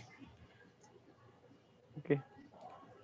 So it will all be there in Google Classroom. I don't know if they would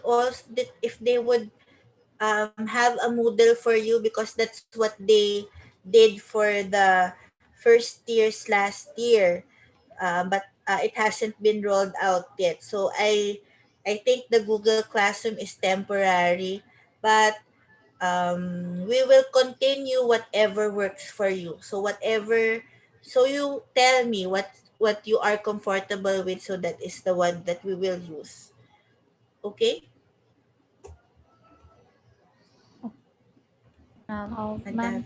Mishra. Ma'am, according to the timetable you've sent, we have a long exam on the 27th of March. After 3 lectures, yes. Yeah. So what will be the exam pattern and the marking scheme? Exams are usually multiple choice questions, but sometimes I do essay questions. Usually it's 100 item multiple choice exam. And usually the topics would be the topics preceding that particular long exam. So for the March 27th, you will have your the story of Rosario, levels of prevention, natural history of disease, communication skills, bioethics, biopsychosocial approach. Okay, ma'am. Thank you. If you want to study ahead, the lectures are posted on the channel. But of course, sometimes we do update that, but for those basic concepts, you don't update much because there's nothing new actually. Okay, thank you. Any more questions? I don't want to hold you long because you said you have more PMP.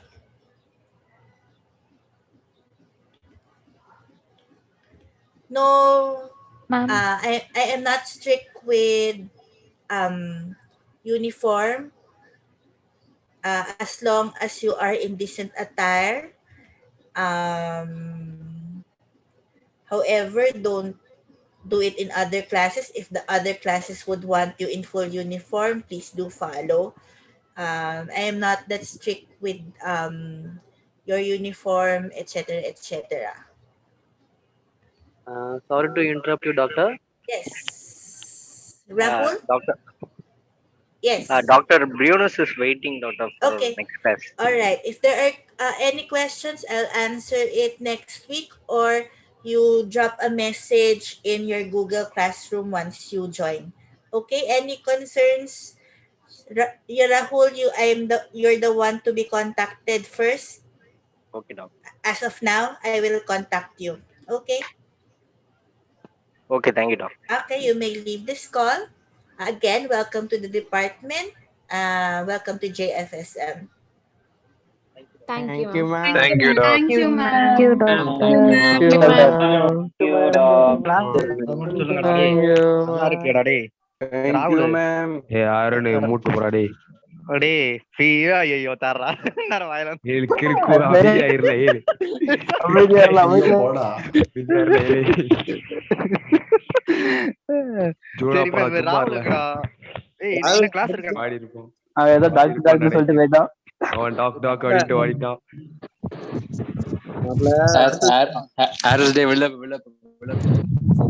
Right right control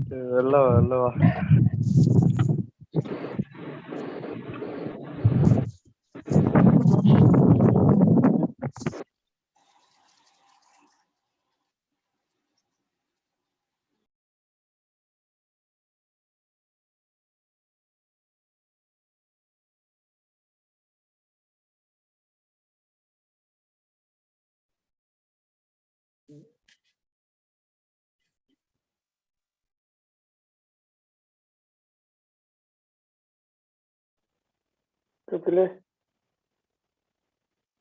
Kapil अरे रुकना है क्या? हाँ बोल।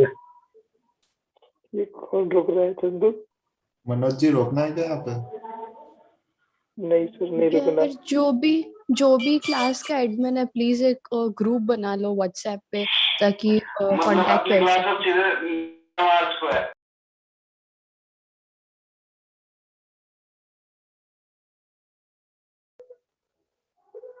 Hello, हाँ group बना लो, एक सही रहेगा। एक कोई प्लीज ग्रुप बना लो so that we can contact each other.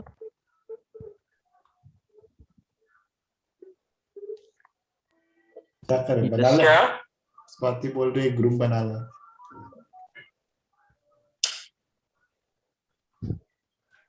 क्या? अरे कहीं नहीं, माथा तेरा।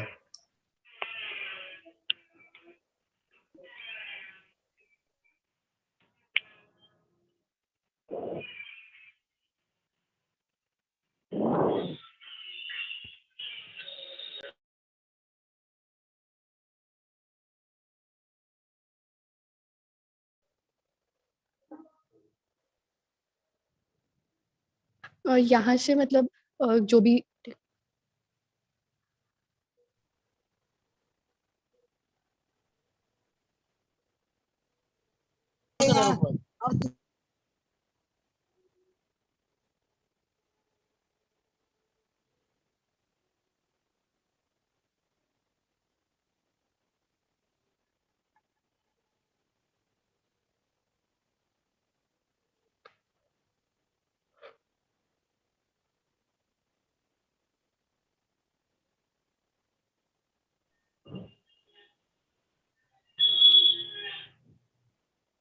कहाँ गए सब?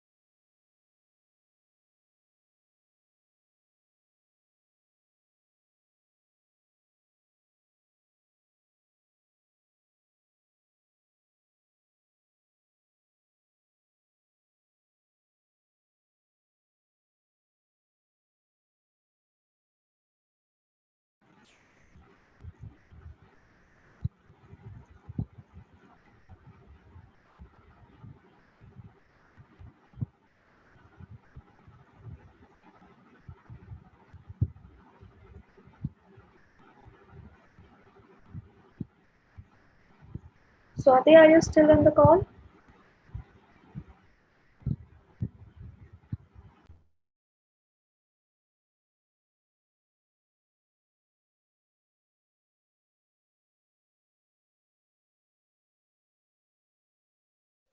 Hello?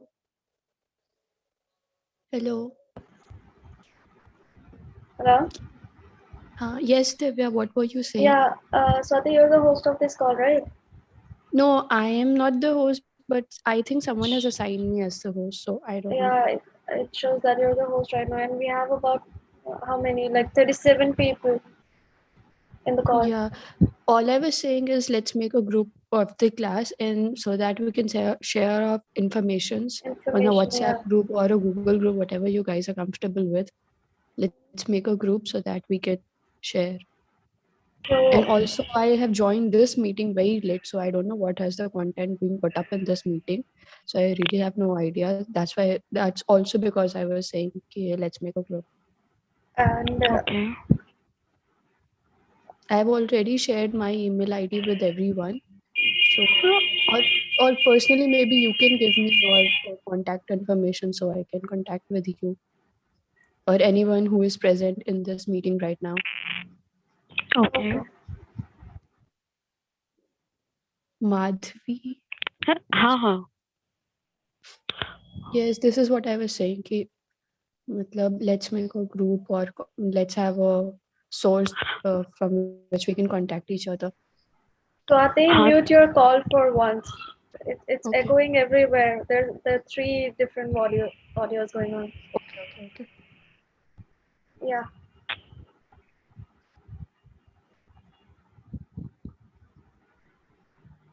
I think it would be. Yeah, I think it would be best if everybody just put up their email IDs right here at this moment.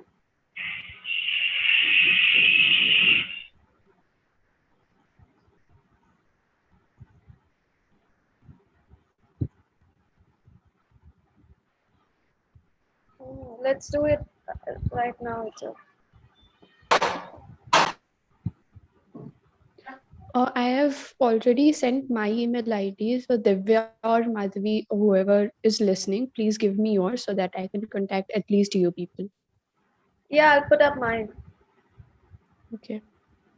So I don't know how do I see if you have already posted your, but I have posted mine. So at least if you can contact me with my ID which I have already posted, or send me yours.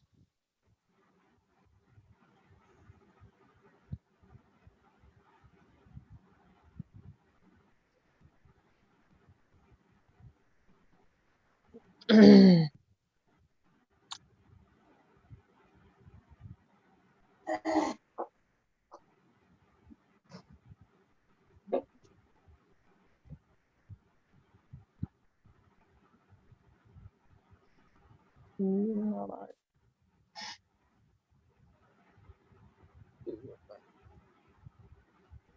gonna bright Solomon.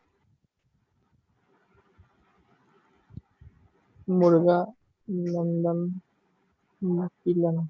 Swati, did you get my email?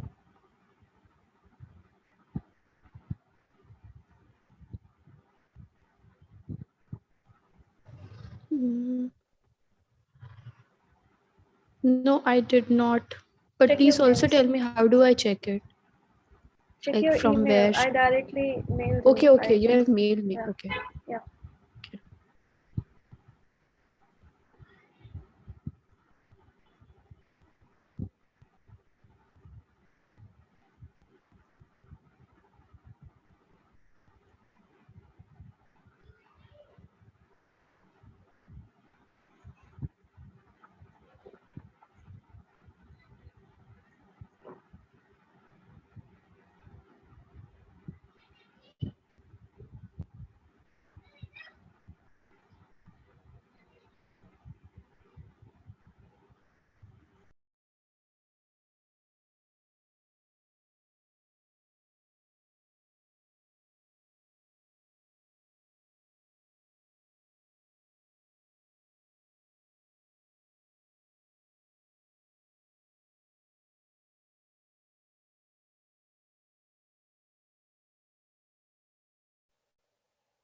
Hello, Divya. I've sent you back a mail.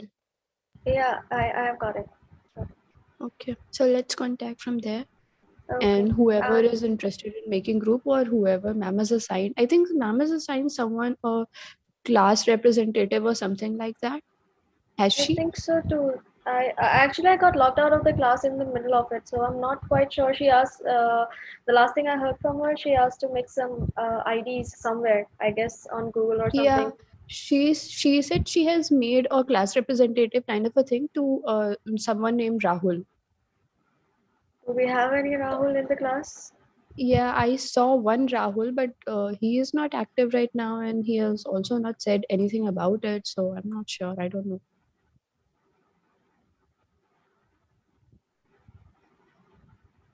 There was some Rahul I could see.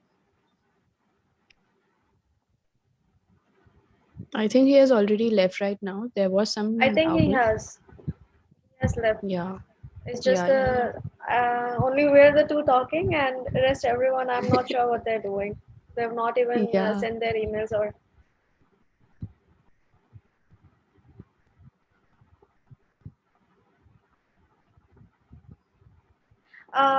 Let's do one thing. Swati, I'll give you a call. All right. And I know 3 people from the class that I'm in touch with. Where are you from? Okay, I'm just ending this meeting right now. Let's contact. I'm hearing multiple voices in the call, which is just the 2 of us.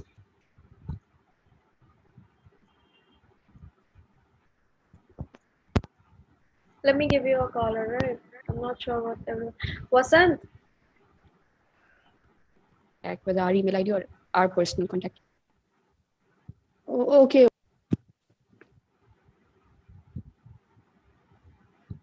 बोलिए. So that makes the 3 of us. Vasant is on the call as well. वसंत बोलिए. सबको पूछ लो जिनसे अगर किसी से बात होती है तो वो अपना ईमेल डाल दे इधर में. कैसे मुझे कुछ ईमेल किससे आप तब से मैं देख नहीं था, अभी जस्ट आया हूँ मैं कहीं गया हूँ. स्वाति मैं आपके ईमेल पर नंबर सेंड कर रही हूँ तो आप ग्रुप बना लीजिएगा. माधवी, it's हाँ Madhvi हाँ is on the call. हाँ तो हाँ आप ग्रुप बना लो ना. मैं Okay, I'll do it. I'll make a group. Swati, I have the number, right?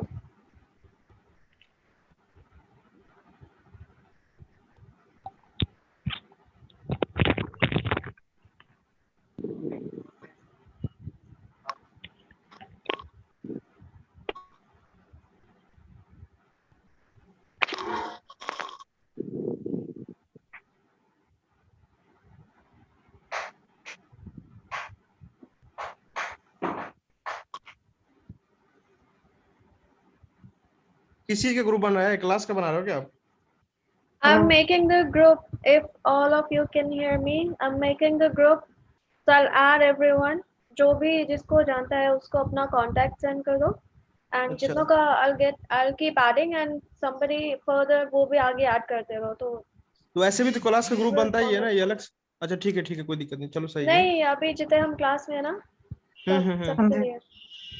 ठीक है, बढ़िया है, कोई दिक्कत नहीं, आप ऐड कर दो, कोई इशू नहीं. Swati, I got your email.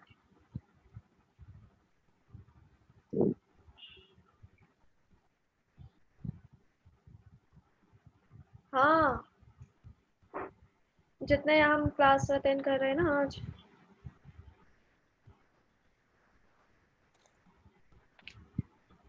But I don't have anyone contacting.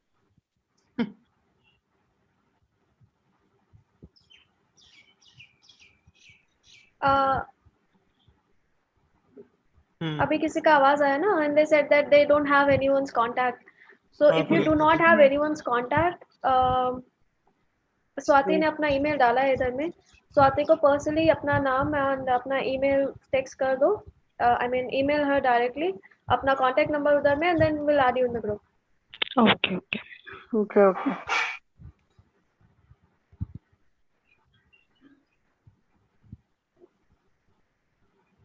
No, you go in the chat. There is Swati's email in the chat. You directly just email her. your name and your contact number, and she will give it to me, and I'll add you in the group. ये Or she will add you in the group. Madhavi कोई direct medicine में क्या Lokinder sir बोल रहे थे?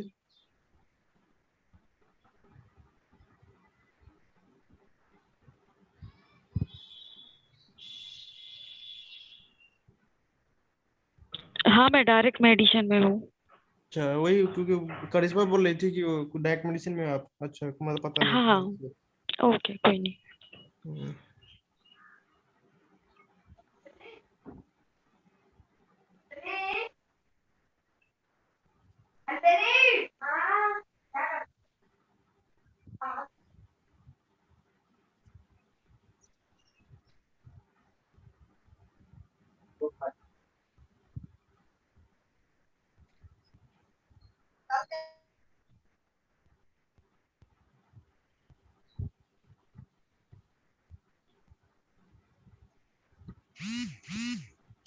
Shivam.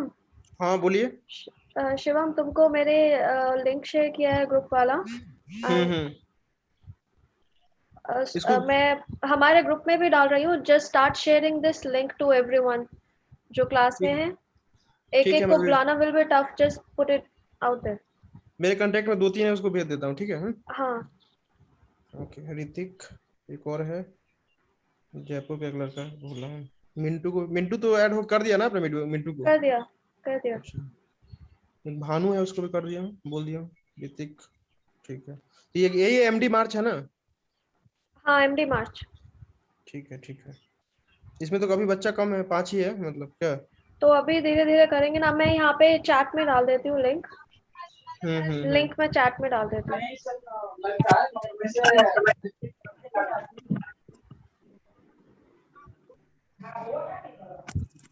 Hey, sorry, I was outside. Where we have to send link?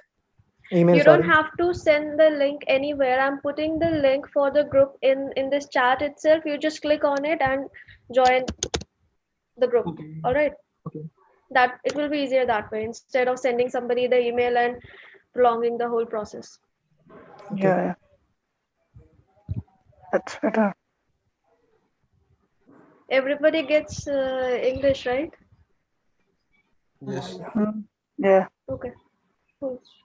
Maximum are South Indian, I think. Huh? Maximum students are South Indian, I think. At least 50% students are South Indian as the names.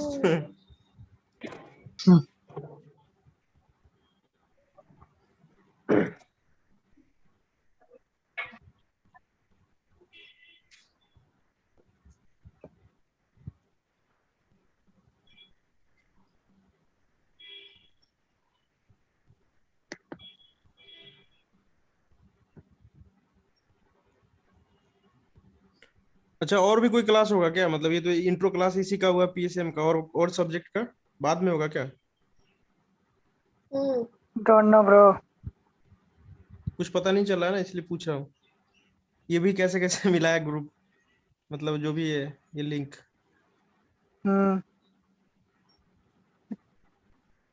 Actually enrolment किसी का हुआ नहीं है अभी पूरा ठीक से, मतलब एबी साइक वालों का भी नहीं हुआ, मुझे पता चला। जैसा एबी साइक वालों का पूरा इनरोलमेंट अभी तक नहीं हुआ है पूरा क्लियर। बाकी अभी स्वाति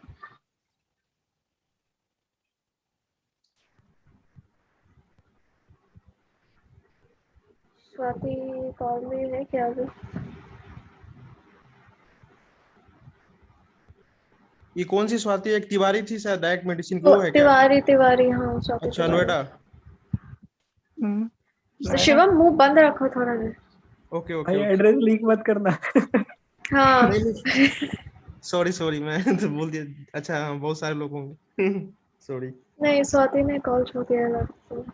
अच्छा तब सही है, नहीं तो भाग जाएगी। अच्छा ऑर्डर नहीं, यहाँ पे मैसेज नहीं कर सकते इधर में। नहीं कर सकते। डिसेबल कर रखा है।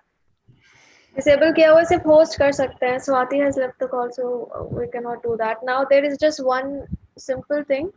स्वाति का ईमेल है, स्वाति के ईमेल पे अपना कांटेक्ट डाल दो अपने नाम के साथ में। नीचे में एमडी लिख देना, एमडी मार्च। कहाँ है स्वाति का ईमेल चैट में है। चैट में क्लियर है। चैट में कुछ नहीं दिख रहा। चैट देखता हूँ। मुझे तो दिख रहा है swati.tiwari8052@gmail.com। दिव्या के चैट देखो ना, दिव्या के चैट में दिख तो रहा है मेरे को। स्वाति मेरा नंबर आ क्या? माधवी हाँ हाँ मैंने हाँ, नंबर भेज दिया है स्वाति को। अब मेरे पास तो नहीं आया अभी तक। ओके आपका ईमेल नहीं है मेरे पास? मेरा अच्छा रुको एक second.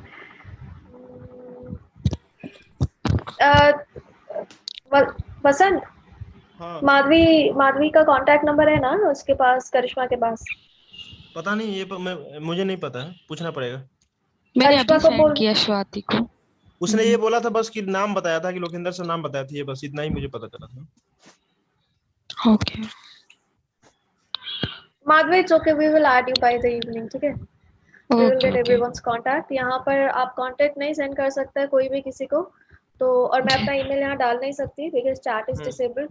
So everyone just look at Swati's email, email her your contact number, नीचे में MD March लिख देना so she knows that you know where it's coming from, your name, your contact and your MD March and that's it.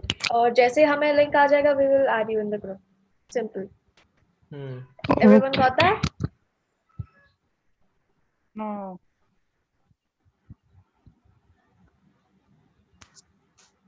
ठीक है? Everyone got that, right? Please repeat the email. Oh God. Dev, can you not see her email? No. Chat box में है email. अच्छा, write it down. Swati. Okay. Dot. Swati dot TIWARI.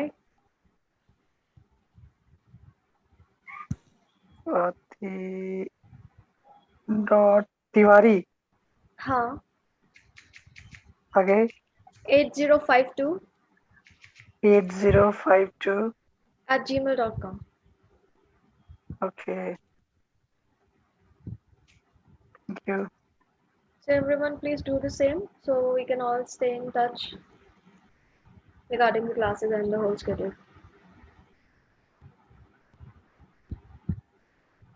Okay? So I'm signing out. Okay.